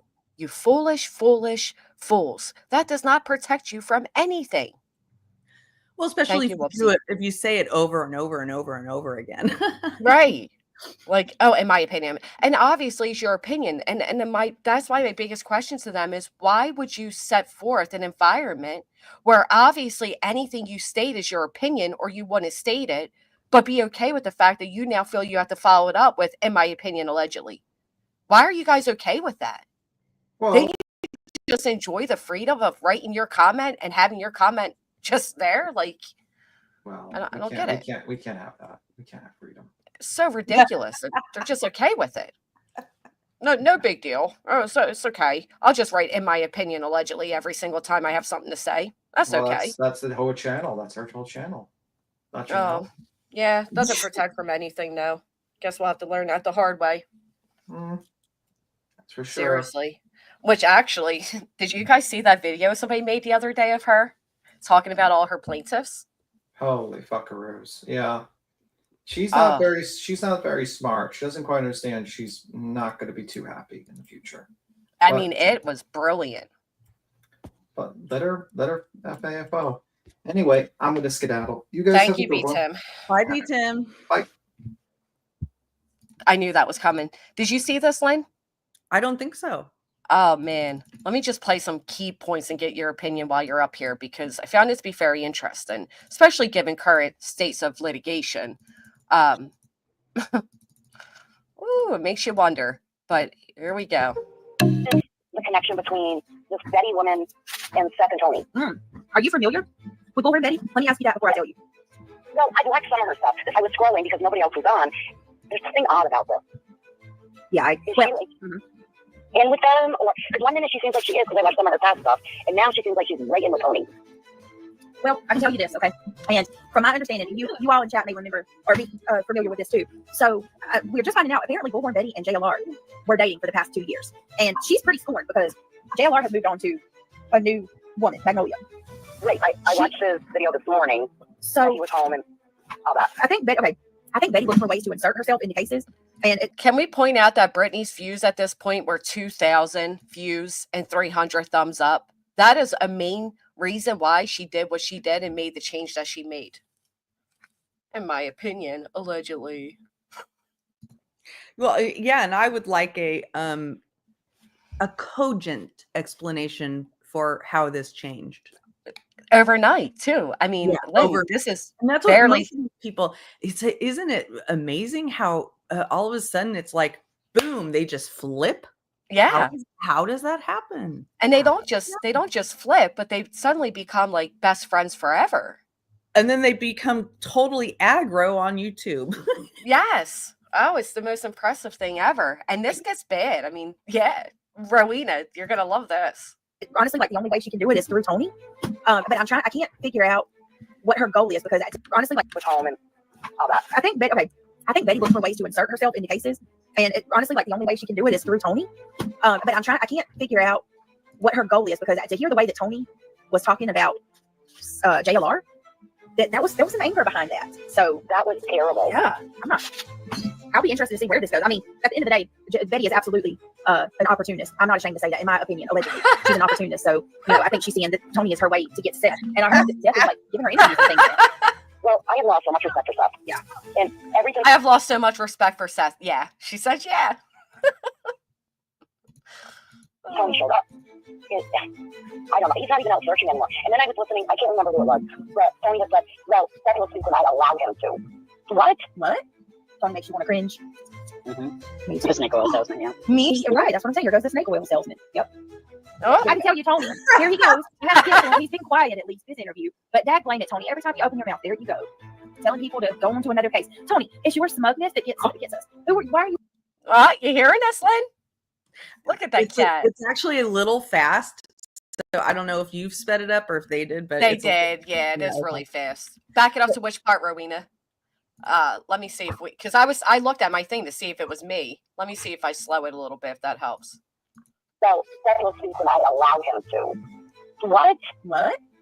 Tony makes you want to cringe. Mm-hmm. The snake oil salesman. Yeah. Me? Right. That's what I'm saying. Here goes the snake oil salesman. Yep. I can tell you, Tony. Here he goes. I have to give it to him. He's been quiet at least this interview. But Dad blamed it, Tony. Every time you open your mouth, there you go.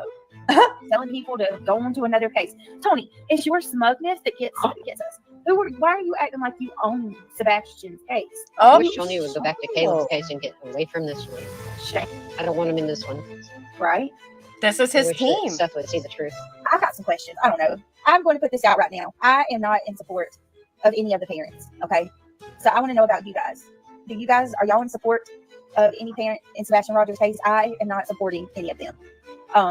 I think that I should have, if I could change anything, I would have never put my support behind anybody. I think it should have always just been Sebastian and only Sebastian, because at the end of the day, that's what it's about. I got upset with Chris, how he treated Julia, and I'm going to be the same way towards Seth. What the hell, Seth? Are you? Yes, Black Widow, babe, I see you. You are absolutely back in business, sweetheart. We see you. What the hell? Why? I thought Tony's definitely the issue, Samantha Joy. Because let me tell you something that T-Rev told me that makes all the sense in the world, okay? Of what the Don't forget, she's now trying to act like T-Rev was my friend and I was intertwined with him. No, people. People, don't forget, just because you hide it, it ain't gone. That's right, Casual Art. What stays on the internet, what's on the internet stays on the internet, even when you think it's gone. I know we'll never get it, but I want a clear, convincing explanation for how this changed, what changed.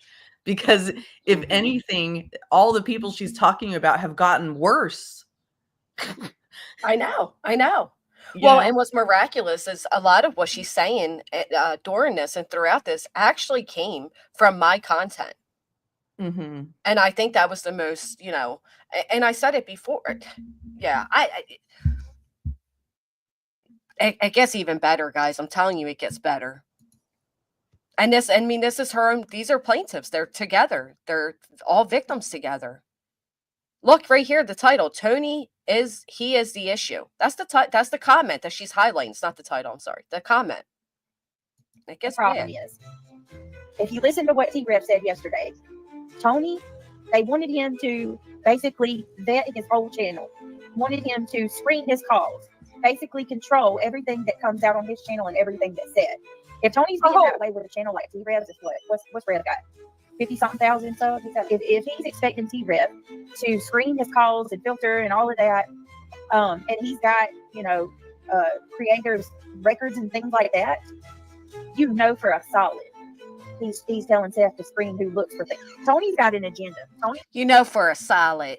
Hoover calls Brittany just the other day stating that everybody should be vetted before they're searched. Sure isn't what she felt when people were utilizing that against Tony and Seth. I don't think we'll get a he's got a goal. Whoa. Unlawful opinion, allegedly, in my opinion. allegedly, And it's my opinion. manipulative. It's horrible. It's just horrible. It's grifting. It's grifting 101. Tony's grifting 101, folks. so- Should I take more correct to step back considering what has happened with Tony? And Tony, if Seth does not get rid of Tony, absolutely. Because how can you help? How can you help Seth as long as this deviant is around? And if that's why I'm doing what I'm doing right now to please. He's a deviant. Lynn. Deviant? A deviant. A deviant? You Now, heard it. how did he recover so quickly in their eyes? Yeah. Now he, she signed herself on litigation with them. Yeah, how could what could have incentivized them to change their mind from somebody being a deviant to their team member and their friend? Like family. Right? Aunt Brittany, Uncle Tony.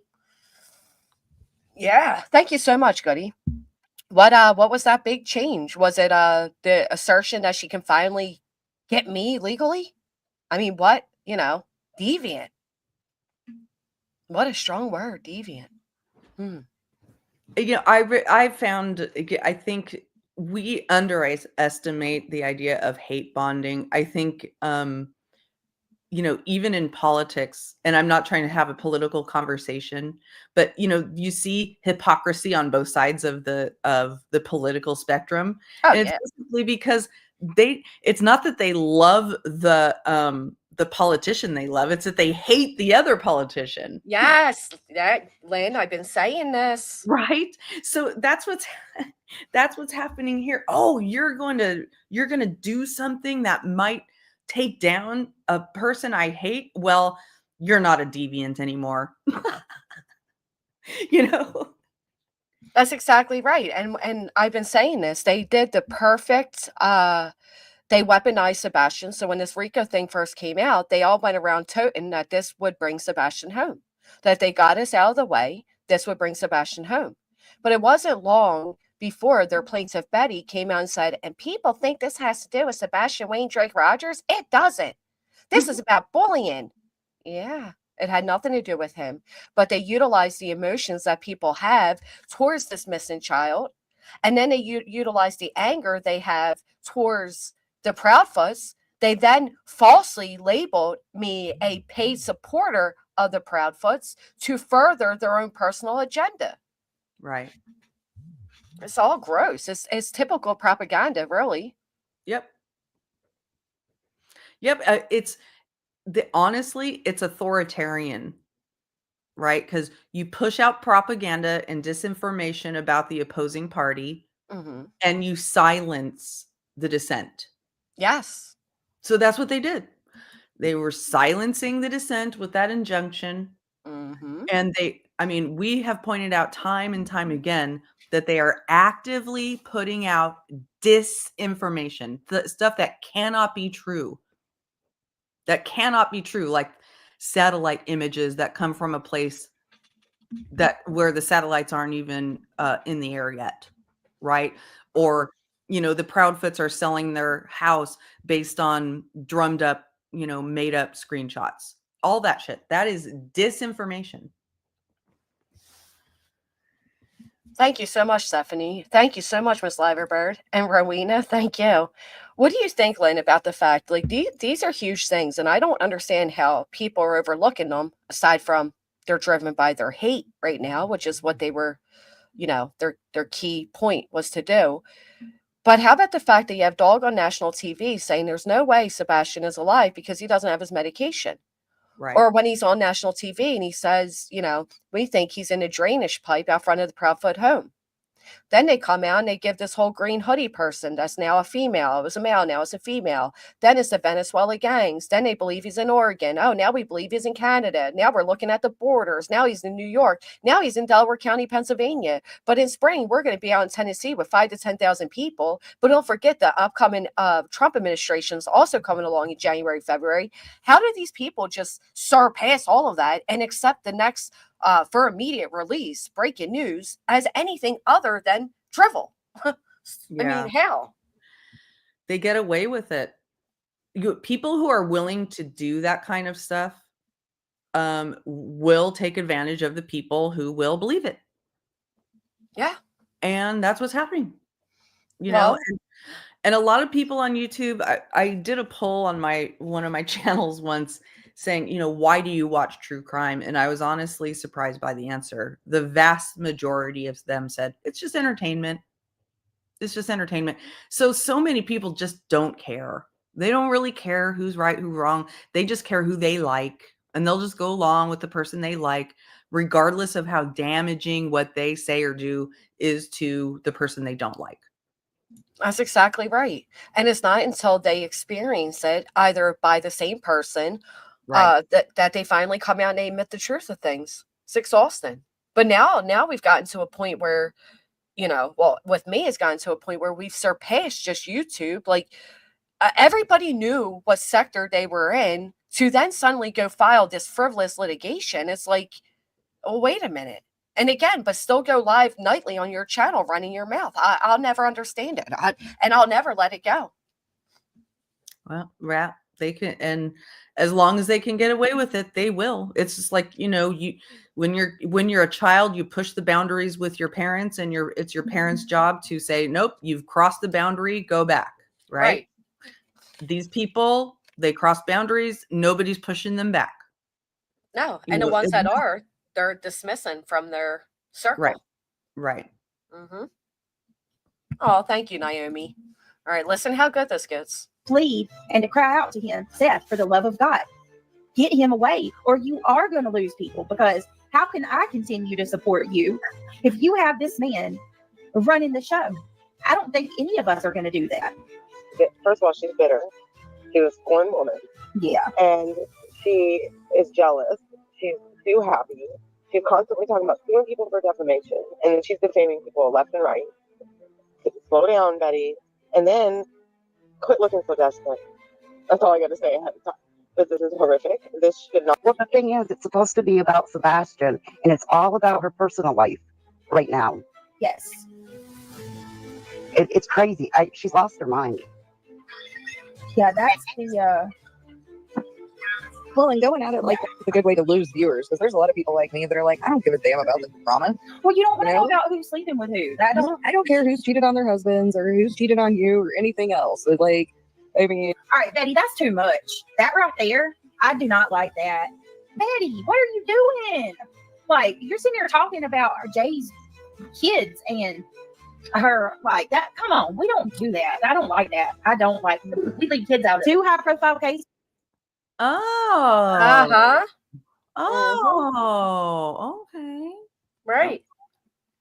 And I love that. We don't do that. We leave kids out of it. Fuck off. Fuck all the way off. Thank you so much, SS. He says, the truth is what matters, and getting at it logically. I'm here because I care about these cases and generally want to help where possible. I don't understand other motivations. One thing, when I noticed when Betty went up on panel on Brittany's channel, I don't know if any of them noticed, but she was just having her own conversation. They were having one conversation, and she was having her own conversation. So Betty was? Yes. Yeah. you know, it's a big, there was like, I don't know, something like 4 or 5 people on panel. And, and then they're like, oh, here's Betty. And Betty comes up and doesn't contribute to the conversation they're having, just has her own, just needs to bring up her own shit. You know what I mean? Mhm. And then they say something else, and she doesn't contribute to that. She doesn't add on to what they say. She just continues on with her own points. It's like Betty's all for herself. So that hasn't changed. None of this with Betty has changed, but all of a sudden she's acceptable. Yes, that's what I mean. Like, and if anything, not only has Betty not changed, I personally believe she's gotten worse, but so Yeah. have those that were once calling her out. Yeah. Birds of a feather will always flock together. Yeah. What the crock, 37 months. Holy shit. Oh my gosh, thank you so much. I'm sick of the games they were playing. It's disrespectful. Right, it's at the expense of a missing child, too. Let's never forget that main focus here. Exactly. Horrible. Oh, and what she says next is really eye-opening. Cases should give you red flags. We're talking about 3 now. 4 profile cases. Come on, we don't do that. I don't like that. I don't like. We leave kids out. 2 high profile cases should give you red flags. We're talking about 3 now. 4. They're starting to pile up. Nina, Tony, you guys have been busy, haven't you? And then after we go through this, we're going to go through some of the TikTok from last night. Can I also Pristine with 32 months? Holy shit. I thank you guys so much. I'd like to point out that I was the first to, and I'm not saying this to be like, but all of the content that she was covering then came from me. Like, I discovered Tony, I discovered Nina, I came out and with the bombshells of who these people were and all of that. And she's literally, it was my content that she was basing. It cracks me up to see where we're at today. It's like, you snaky, slimy slime ball. But she doesn't watch you, Granny. So how could you say that? Oh, I know, right? She doesn't watch me, just paid memberships, sees my members only as soon as they're posted, repeats me almost verbatim, trying to act like she came up with it on her own. Yeah. This one was May. The days are always down here at the bottom, which was this year. I mean, look, she's on another case. She's on the Lena Satter case too. Lena Sarter. Yeah, Tony was in Idaho. We got that too. Yep. No, Granny got My thing is the police need to look into them. Well, here's the thing. Like, what? I mean, he's made it well known that he's got all these GoFundMes out there in his name. Why are they not looking into this? Tony needed to come in and get rid of all of, to get rid of Trevor, get rid of the PIs that actually are professionals. He need to get rid of all of them so they can bring in theirs. I believe that's another reason why Seth deleted his GoFundMe. I believe that he did have pressure from the public, but Tony probably was in his ear and told him that it would be a good idea to get rid of the GoFundMe. Oh, why? So he could set up his own. Multiple GoFundMes. Yeah. Right. I'm sorry. I didn't mean to. No, you're absolutely right. That's what it is. Please tell me why the hell this lady is hopping from high. Now, you're not talking about just regular cases left and right, willy-nilly.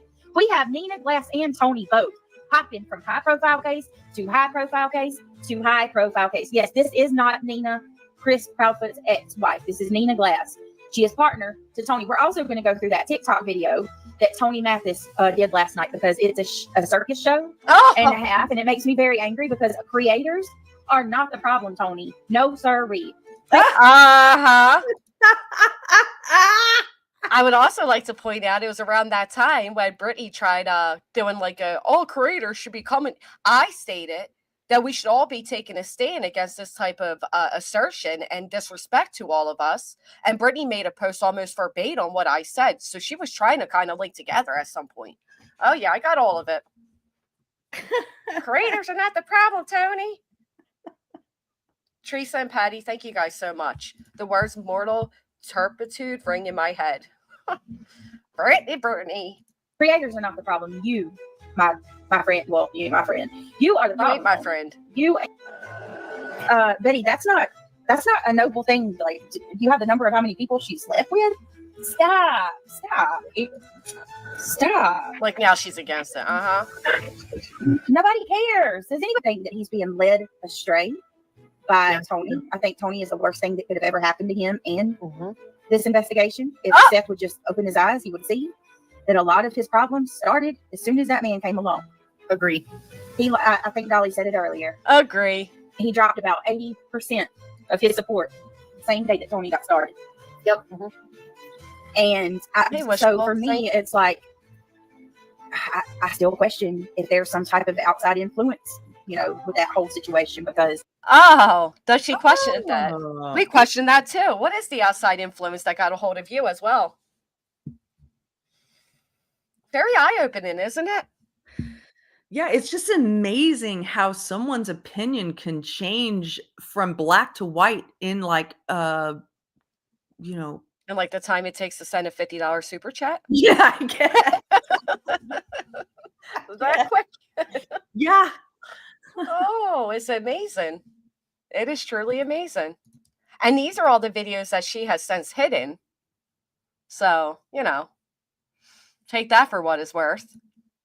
Red flag. I just don't think somebody could mess up as badly as Tony Mathis has messed up and it not be intentional. Oh, of course it's intentional. Yeah. Uh-huh. No, I don't trust him. I agree with everything you said, Brittany. I don't trust them. Even And down to the money. And I will say this: when Tony Mathis joined the picture, I noticed he was playing up to Seth, calling him boss man and telling people they had to talk to the boss because he only followed what Seth said. It was really This is the psychologist that now fully supports them. manipulative, and that was sort of the beginning of the transition of Seth into this new, kind of off-putting guy who's just pushing everybody away from him. Sad. Off-putting. Hey, Andrea. Off-putting. You don't say. Yeah, it just makes me wonder where did he come from? Oh. How did he get into this? Just my opinion. Opportunist. Nancy, somebody can tell me. I really don't keep up, but from my understanding, Oh, gee. Bullhorn Betty, it has been said that she brags about she will take someone to court and just extend it to basically exhaust all of their resources, ride the clock out on them. So What do you think of that, Lynn? I mean, it's obvious. Mm. It's obvious. And, I find that a lot of the same tactics that was played by Lena are being played by these people. Very similar. Very, very similar. I'm not saying they're all talking. I'm just saying it's very similar. It's just those types of people will do those types of things. And now she is now one of those types of people. She has signed herself up to be Betty's fellow plaintiff in all of this. Yeah. Off-putting. Right. She makes fun of the way I speak. You gotta love it. Listen, I don't say things like we was at the park, and I mean she speaks a lot of I mispronounce words, but I don't speak like a fucking slurring idiot. Okay. And I will out converse any of them on any given day. till they're broken. Yeah. I mean, and I don't know if that's true. I've heard that. But if that's the case, it really makes me think about, here we go. Seth does an interview with BHB and Tony, are chumming it up over on TikTok. And then 2 weeks go by and here we are. Yeah. Cease and desist letters. That's great. And here we are. Oh. There are now green teams sending out cease and desist letters. Naomi, thank you so much. Thank you all of you sincerely, thank you for helping me. Yeah. Here we are 2 weeks later, send out cease and desist. So she was against the cease and desist, but you're okay with a motherfucking injunction accusing people of RICO? And in her words, because of harassment and bullying, which do not define RICO? Yeah. Well, and the other thing that I find amazing is that this was in May, right? May 21st.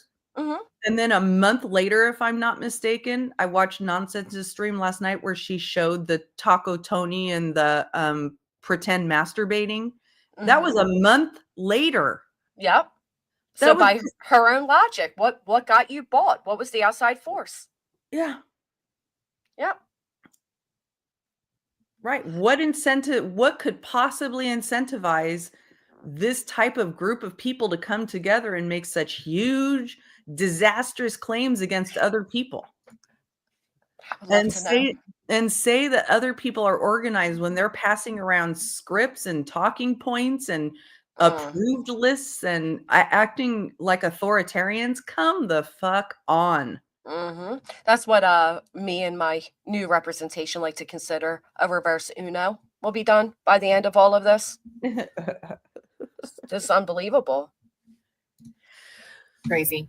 Yeah. And for Seth and Tony, you guys, it is amazing. Maybe you don't want the help of all of these researchers and people going out there actually, boots on the ground, actually doing the work, but you're actually making it so that the next missing child, the next missing person, nobody is going to step up to volunteer because of the way that you guys are treating those volunteers. Oh, So at least I would think that you would have a little bit of consideration just for the common good. Like the way that SF is being treated, and Crabtree and Cletus, and like that type of treatment. And I also find it amazing that all these people who are joining in with what Brittany's saying about these people all flipped at the same time. At the same damn time. Do they have a compass? I mean, does their compass work? Do they know where the fuck they are? I don't know. It's just ridiculous. Like Nonsense said, that live when Tony went up there, she was going to go over the messages, was so telling. Started off calling him an asshole. Next thing, he was a saint. Yep. And that's when Ben George was in there saying, change the name of this title, because she was, it was like Seth Rogers, or, basically saying Seth needs to get rid of Tony. Change the name of this or I'm leaving. And she did. She did. Right. But I mean, again, every time I hear them going off, oh my God, do you see what they're doing? That's under the name of Sebastian Rogers. You have to watch the video on my channel called Checkmate Humanity, where it's called Rocket Man Responds. It was a live stream where she said she was going to talk about Riley Strain, but she didn't. She talked at me for 2 hours in the most vile, vicious, disgusting, or degrading terms. And it was all under the Riley Strain title. And I could give you 1,000 different examples of how she has topped everything they claim, and they support that. So they're simply okay with it, and they're just going to sit there and justify how, their incentive and their reasons for doing it. And it doesn't hold water. I'm sorry. No, certainly doesn't hold water. You cannot be okay with that type of person, those type of actions, while screaming how against it you are. People see through it. Right. It's despicable. Weird. It's a weird case. And of course, I forgot about this part too. So I guess she's over there calling JLR the head of the snake against Seth. We cannot forget that Betty is very scorned right now because JLR has a new girlfriend named Magnolia, and Betty's like over there saying that she's a home wrecker and all this other stuff. So she's mad. And so it's no wonder JLR is getting hit, from Robin and probably Seth too. Oh, from Robin and Seth too. Oh on behalf of Betty. Man. It is awful. Sad. It's really sad. Sebastian, it really should only be about Sebastian. That's the truth. Oh, shut it. Oh my God. They just want people to be quiet. They want the case to disappear, be like Summer Wells, no resolution, because then whoever did it is off scot-free. Oh, so Seth and his team want this to disappear like Summer Wells, Lynn. Right. So what I just heard there was basically them saying these people are guilty, so they want the creators to go away. Right. They want to silence people because they're guilty, and that's why people stop discussing it. What a hell of an implication to make against your co-plaintiffs.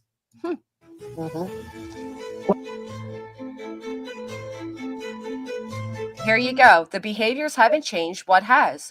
BJ obviously knew all about Tony and BHB and all they have done, and she was against it. Next thing we know, she has a $50 super chat from Tony. Money talks.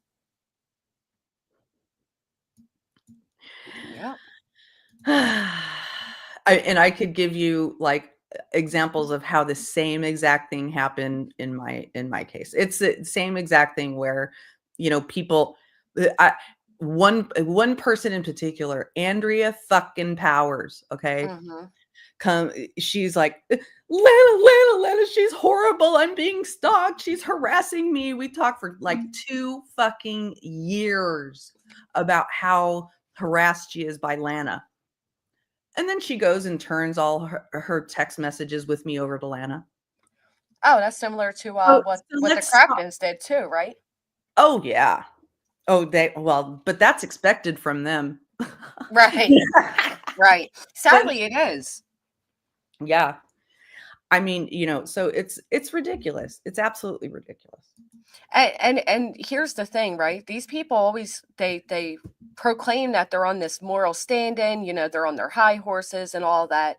They are currently, BJ particularly, is currently supporting a man who has documented abuse against 3 women with, I believe, about 4 or 5 arrests attached to it for beating them.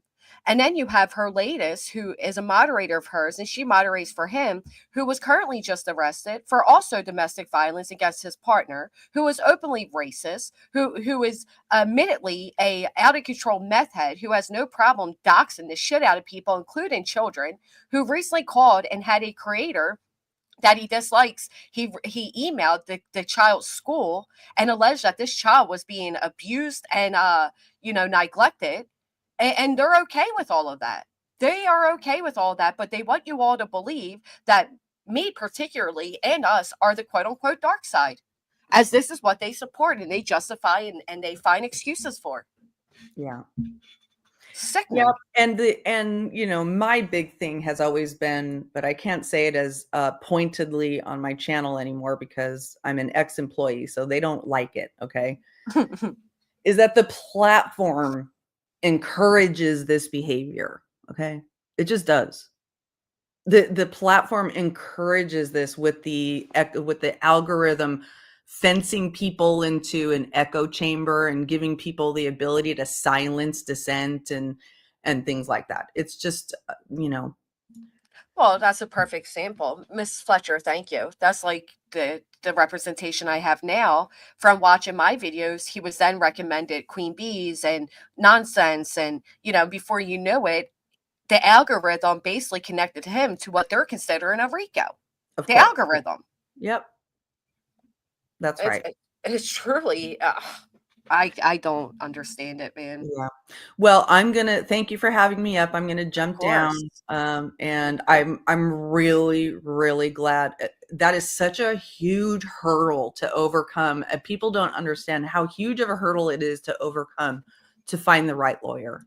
Absolutely. Oh man, it's kind of like finding the right therapist. It's kind of like finding the right therapist, right? One that understands you, who believes in you, who's going to fight for you, who wants the best for you. So I'm really glad you found that. But that you can also afford. Yeah, exactly. That's a big one. That's a big one too. So thank you everybody in chat. I've been seeing your comments. I just didn't want to derail, but thank you everybody. And I will see you around. I appreciate you coming up. Thank you. Bye. Bye. Yeah, I'm very excited to have him. Which is why I wanted to play some of the things last night that were stated on Queens to try to help people understand what was actually happening. Because I know that, I think it's right here. I know that UA tried to explain it a little bit, but I think it was kind of getting confused in the message. To do anything they can. Yeah. Oh, geez, you must be slow. Yep, slow down. Sorry. Let me play this really quick. Why? It looks Why? like. Well, I mean, they're mad. Fuck, all their lawsuits didn't go through. I'm sure they're big fucking mad. I think that's premature because like Granny still has days and it hasn't been signed off by a judge. So like nothing has even been looked at by a judge. Yeah. Nothing. So to correct that, there is currently a judge's clerk is looking at everything. Matter of fact, there should be movement this week. Starting next week, there should be movement going forth as far as that all goes. But there is a judge's clerk, or what they consider, what did they call it? Trial something is actually looking at this. So it is assigned to a judge. The judge hasn't physically seen it, but his clerk has. And movement will be made this week as far as that all goes. Thank goodness. I mean, yeah, matter of fact, court did anybody watch Granny's stuff this morning? Somebody said she was pretty upset. I mean, I know that her and Barbecue talked or whatever, so she's not mad at her, but She was pretty upset this morning. Did anybody watch it and know why, or Yeah. what was she Yeah, upset about? I was upset at barbecue. It was just because, like, you know, she didn't want people thinking that she had just gotten a new attorney, and she didn't want people thinking that she doesn't still need to like raise funds to be able to pay for the stuff. Like, And I appreciate UA, but that was not why I was upset. It didn't necessarily, the funds weren't my forethought, or raising funds wasn't my forethought. My forethought was you just gave them a reminder, right? Like, you don't wake up a sleeping bear. And I felt like that was poking the bear and waking them up and reminding them, hey, you had a deadline to meet before the deadline was met. That was my real issue. she needs to in order to like file. Yeah, get that those would be filings ready. So I Is that didn't a read it. different No count. attorney than the one she So started hold with? on. She paid an attorney she paid an attorney and then she went and got a different one? Yeah. Yeah, because the You attorney paid an attorney to respond or what? Yeah, I paid an attorney to finish out this case with me, hopefully. the attorney that she had originally I didn't pay all of it yet. I am on a, you know, obviously a retainer. gotten. They had a different like payment agreement, I guess. And then it was going to be a lot more for them to continue to represent her. And so she went out and got someone that was, you know, I guess more affordable. A little cheaper, yeah. No, the attorney I got is not cheaper. He costs more. The attorneys that I had weren't worth the salt of what they wanted me to pay. The attorney I have now is worth all of his salt. That's the difference there. Yeah, lawyers are expensive as fuck. Why do you think I'm still dealing with the shit? Well, I still have to pay expenses as well. I still have to pay PayPal pull up as well. We're 2 years in. Yep. Yeah. So or a year and a half. I mean, but this is what happens when you deal with psychotic people who are off the rockers. Exactly. Absolutely agree. I don't know how big her following is. It's not as big as yours, though, is it, Queen? No, she's growing though. I mean, Sebastian's case, she's grown quite a bit with his case. When she first came on, she had probably 10,000 subs, I think, maybe 8,000, something like that. So she's doubled almost with Sebastian's case. Okay. But I mean, that's how Brittany grew hers off Kylie Rodney's back. Wait, is that about me? I didn't double my viewership off Sebastian's case. Well, no, I was just thinking Debbie maybe. grew hers off of Summer Wells, Kylie Rodney, What did I say? you know, Sebastian Rogers, Quentin Simon. That's I mean, that's the only reason why Betty's so pissed off and suing me, because I exposed her for the nasty piece of shit she is. I mean, we all grew off Sebastian's case, you know, but yeah. So they're saying that Granny wasn't upset over the money. Criminal she is. She was up. She was. Yeah, Granny, I wasn't upset about the money. No. Whatever. Some of these people are like. Well, I mean, they're just have a different take than you do, or maybe maybe it was a little bit of all of it. You know what I mean? So what? I'm lost. Of like, it was kind of like she woke up, was getting, you know, all these notifications that it was like over and kind of confused and stuff, and then it's like, well, my date still. Oh, was. I see what happened. Well, yeah, she got served after Barbecue Lady. She's gonna have to have her own lawyer do her own stuff. She's just because Barbecue Lady's lawyer got it dropped for her, it does not mean it's gonna be dropped for Granny. That's the thing. Barbecue's attorney didn't get it dropped though. Barbecue's and nothing is dropped. That's the big misunderstanding here, is that everything's done. That Barbecue's done. She is not done. I can promise you that. That was my whole basis, is like that idea just is it shouldn't even be. It's not true. Right. Right. Yeah. So that, and then also People don't seem to understand that. Then they need to understand that she's going to need the help. Seriously. Like I said, I'm a year and a half in. I still need the fucking help. Yeah. She didn't want people to mistakenly think that it had been, you know, dropped and didn't need the help. Yeah, that makes sense. May look at May and Mona Lisa's comment. I think see it all what they're goes saying now. Yeah, but I also see what Crimson is saying. Oh, I see what she's saying too, but I bet what May and Mona Lisa are saying are probably pretty accurate too. Yeah. But what are they saying? I'm not reading it. Oh, He was that upset that barbecue would have even brought it up at all because it reminded the green team of the deadlines, That's it. Yes. allowing them Thank to you, respond Stitchin. at the last minute. She was upset it made it like everything is done because and it barbecue. also could have pissed them off, and now Thank you. Thank you. These ladies get it. Thank you, Stitchin. Thank you, Bitter Tea. They understood it. they're gonna take it out on Granny. Well, they have been. I mean, that's their whole purpose of doing this. I It mean, is. but now that she's brought it up and And they're that they've taking it out missed on them that because they date, live there. No, I agree. I don't, but I don't think UA meant any harm by speaking it. I mean, it came up. She was up there, so she tried to explain it. There was just a few points that were missed. It wasn't exactly what it is, but the other ladies got it. they're gonna take it out more on her. Well, she They're gonna be reminded double them. sure that they get everything on her. But I think Granny had a better case than Barbecue too. So See, barbecue's response was dated the 9th.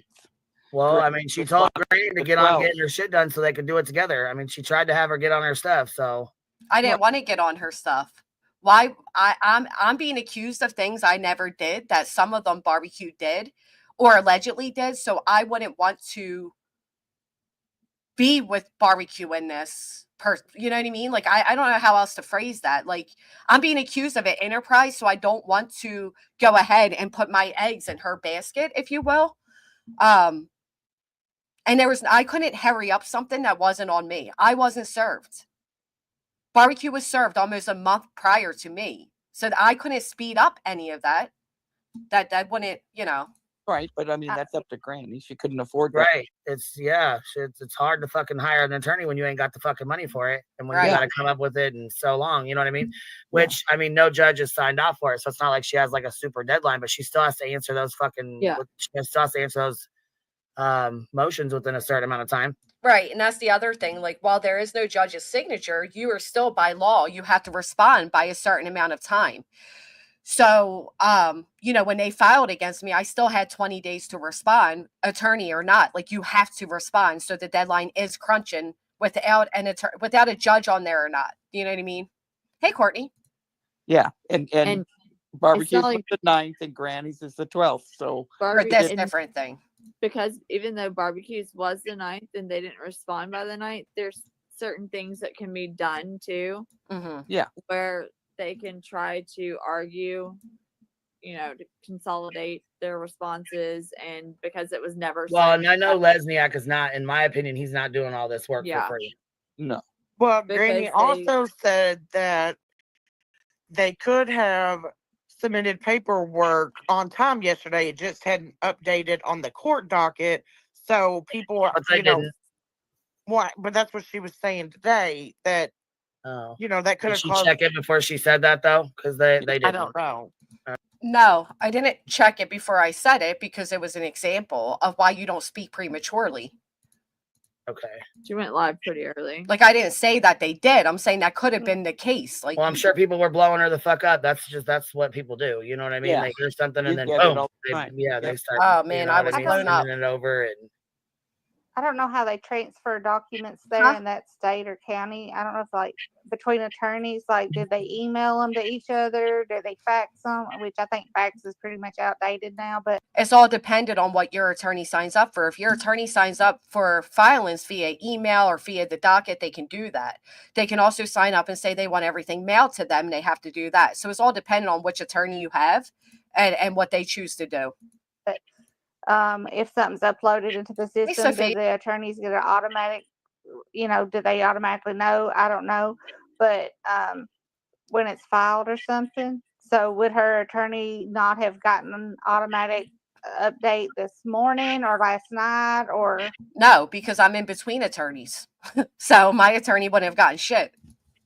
No, because when Barbecue Lady's attorney submitted the paperwork to the court stating for the deadline to be the 9th at 4:30, that's all that had happened. It had not been signed off by a judge, making it official that they had to respond by January 9th at 4:30 Well, PM. nothing has been signed by a judge. That's the problem. that's never Nothing been has signed. been signed by a judge. Nothing. Not the fucking lawsuit, not the order, not the injunction, whatever the fuck. Nothing has been signed off by a judge. Nothing. Thank you, Queen. A judge hasn't even seen it. No, a judge has not even seen this Oh. fucking shit show. It has not even Oh. went on a fucking judge's desk. That's actually wrong. It is on a judge's desk. It is. The judge is, the filing is assigned to a judge. It absolutely is. Oh, then why are we celebrating for Right, her? where I mean, nobody is celebrating. We just said Well, I that it mean, happened. her. Nobody's celebrating shit. I don't know where they got that from either. That's a bunch of. Well, I mean, I wasn't celebrating, but I mean, why was she so? Well, okay, I don't know. Barbecue was certainly celebrating, and then tons of subs were celebrating. Like I said, I blew up to people congratulating me that the RICO was done. That's what I woke up to. So there was a celebration because there was a big misunderstanding. Oh, nonsense. It is amazing. I mean, I don't. They were I thought celebrating. she was celebrating yesterday. Oh, She who was. else Bitter was T's right. celebrating? Not well. I would say you. Barbecue. Barbecue, not Remember? me. Obviously, Happy I ain't got January anything 9th. to do with it. I Right. don't know. I That's didn't take it Ash. as a celebration. No, I she think did a it's the little way she gloating. just. What do you mean who filed on me, Tommy? Dog the Bounty Hunter, aka Dwayne Chapman, Betty, which is Bullhorn Betty, Brittany Jackson, which is Brittany J, some bitch named Oceans that I don't know, Tony Mathis, Seth Rogers, Nick the Hat, Hong something, At Night Media. They're the people that filed against me. Came up here saying, I can't see anything, but just remember January 9th. I can't see anything, but Yeah. happy January 9th, you know, that kind It of was stuff. just a little gloat. Yeah. Yeah, she was gloating. She was celebrating. That's why when I was like, I wish Tim was here to let us know what this means. That's what I wrote last night.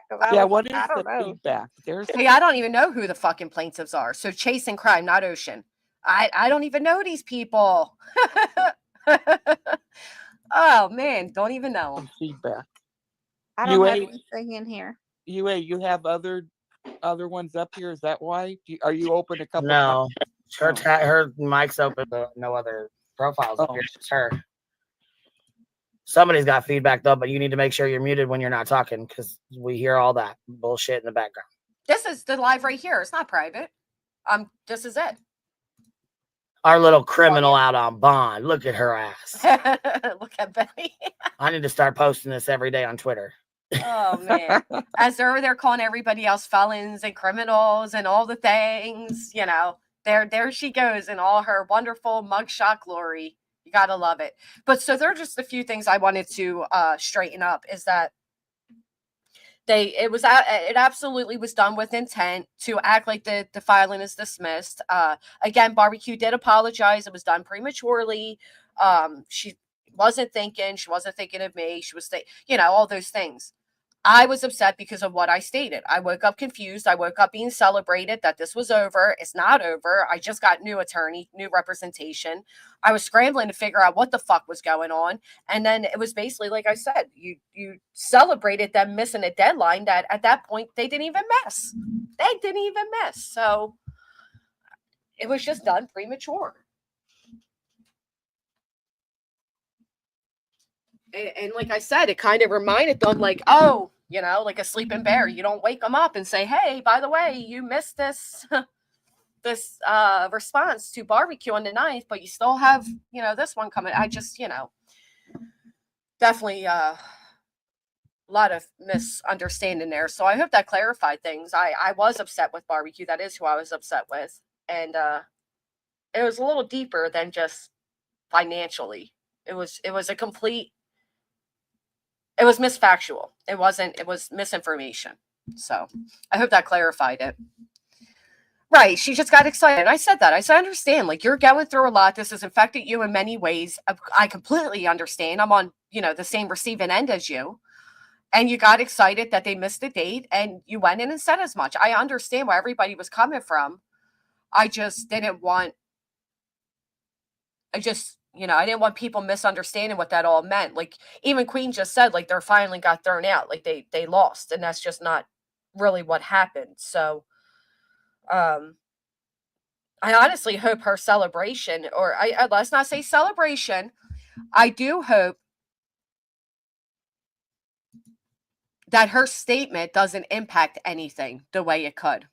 Hey, that channel over there just doxed you, leading all kinds of people to see your docs. No need to bring attention to something like that. Exactly. Yes.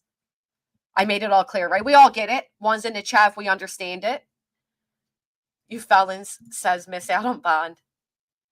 I'm not convinced it was that innocent. Well, I'm not either, but she apologized. So, and that brought me to this. Man, white boy was going a little wild last night. So apparently he received phone calls back from the parole office and so forth. And not too many people in here, you know, we had a different shit, but we'll make it happen. They don't want that. And he's done all this stuff, right? He says he has an intelligence agency. Shenanigans. He said he says a lot of weird stuff. But well, and barbecue again, barbecue and I are not people that were like close. We're not like we're not in a RICO. We're not even in a friendship, right? So like I don't expect anything other from her. She owes me nothing. She owes me no loyalty, no lookout, no heads up, no nothing. She owes me nothing. So I don't want that to be mistaken either. Like we don't owe each other anything. What was pain? You guys already know all this, right? You already know all this. I don't like people who do things like that in cases. Okay, I just don't like it, right? Well, what are you doing to help Sebastian Rogers? Well, there's no information for me to a snippet record for you guys. Who knows what I might do? Bum. What I Google? Here's what I Googled, because anybody who knows somebody on probation, been on probation, y'all already know what this is about. What I Googled is this. Can somebody on probation Casual art, thank you in so Pennsylvania associate with another felon? Oh. Why did I Google this? Well, You're you not have Nick supposed the to. Hat on probation in Pennsylvania associating with another felon. Now watch this. Watch how weird this gets. So this is basically why he called parole. Y'all aren't close. I think folks thought y'all were because you both were on panel together talking about, well, we were only on the panel together when they filed against us, right? Prior to that, I actually gave Barbecue some pushback on her GoFundMe. But after I was named as a defendant with her, we were on the panel together. Yes. That still doesn't make us friends. Yeah, I didn't like the whole like I agree with you, Trish. I didn't like the whole like COVID thing and all the typical racist things against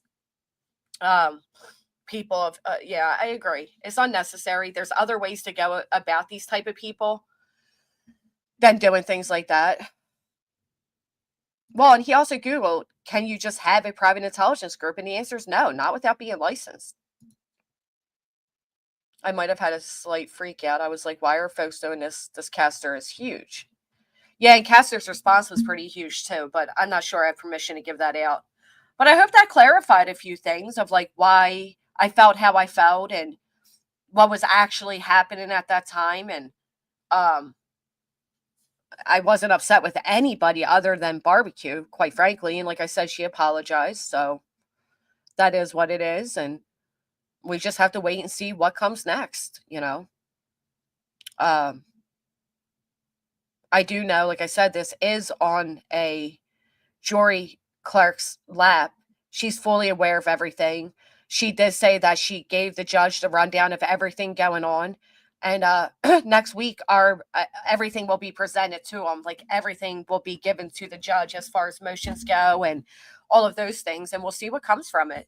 Hopefully the judge sets up quick and swift oral arguments. That is the whole point of filing the anti-SLAPP, is to try to get it in the courtroom quicker than it would be. And we can kind of move past this, man. It's been fucking exhausting.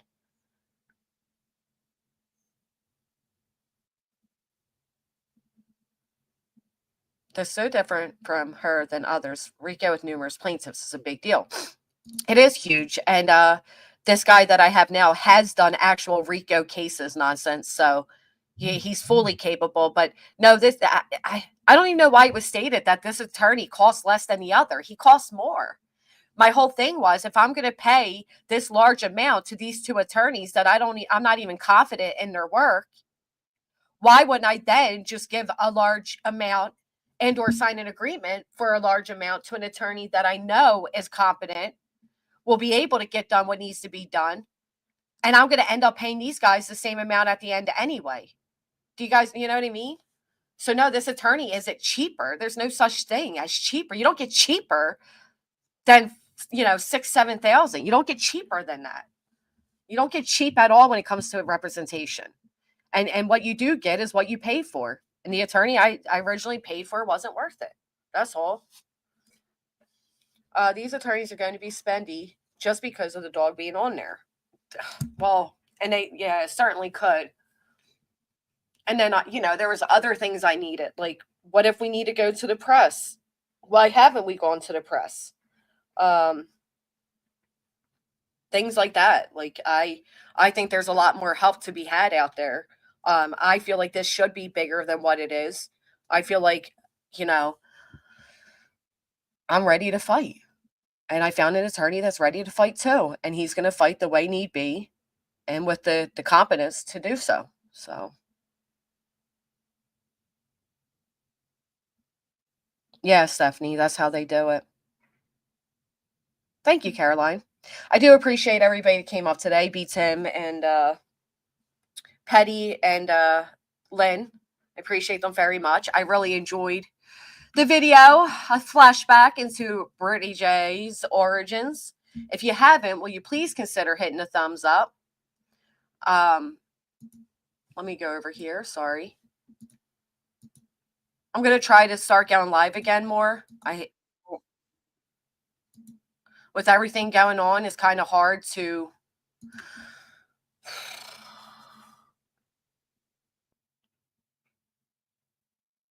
It's kind of hard some days to even go live. So I'm trying to get back into a schedule. I purposely had an 8:30 every morning. I'd go live stream. I'm trying to get back to that. I'm trying to force myself to get back to that.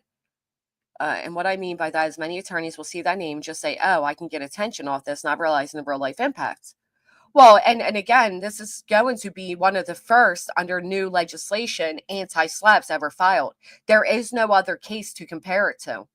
So it's going to be a big deal either way. Rather we win it or not, it will be, you know, historical.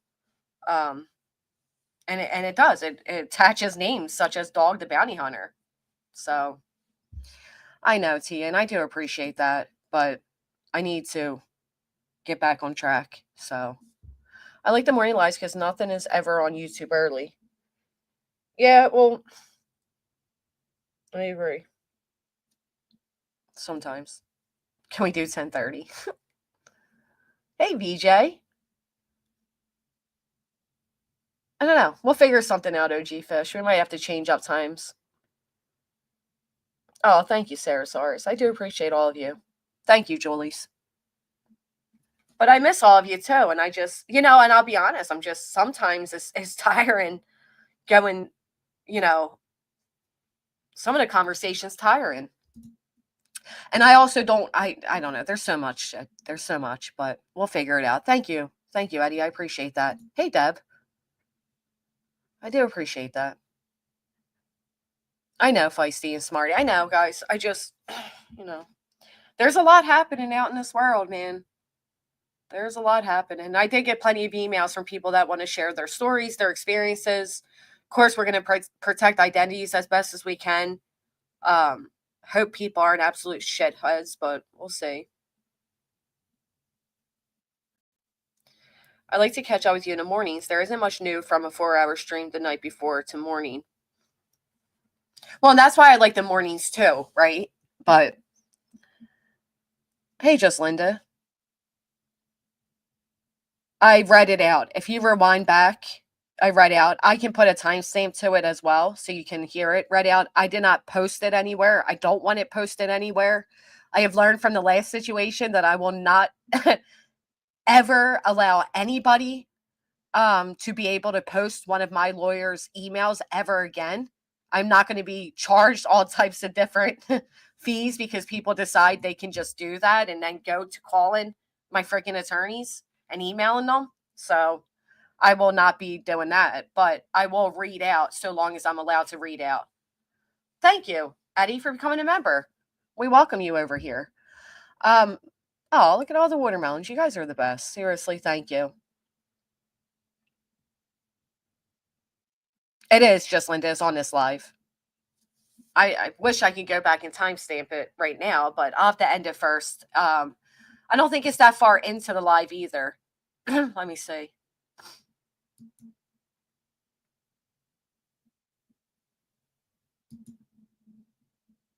Yeah, it's not that far in. I'll go ahead and wrap it up. And what I'll do is I'll make a video just reading out that email so it's easier for people to see it. I think that's a good idea. And yeah, I'll see you all back here next time. I appreciate all of you. If you haven't, please hit the thumbs up on the way out. Stay safe today. Stay warm. And please continue to send out your prayers and your thoughts to everybody impacted by these fires. I don't know about any of you, but it's been so eye-opening. Oh, Stephen, thank you. That's really sweet. There's some people I would like to destroy, though. I ain't gonna lie. And I will destroy them via the court systems. But yeah, thank you, Stephen. I hope you're doing all right. Hey, Sammy. All right, guys. I shall see you all next time. Thank you.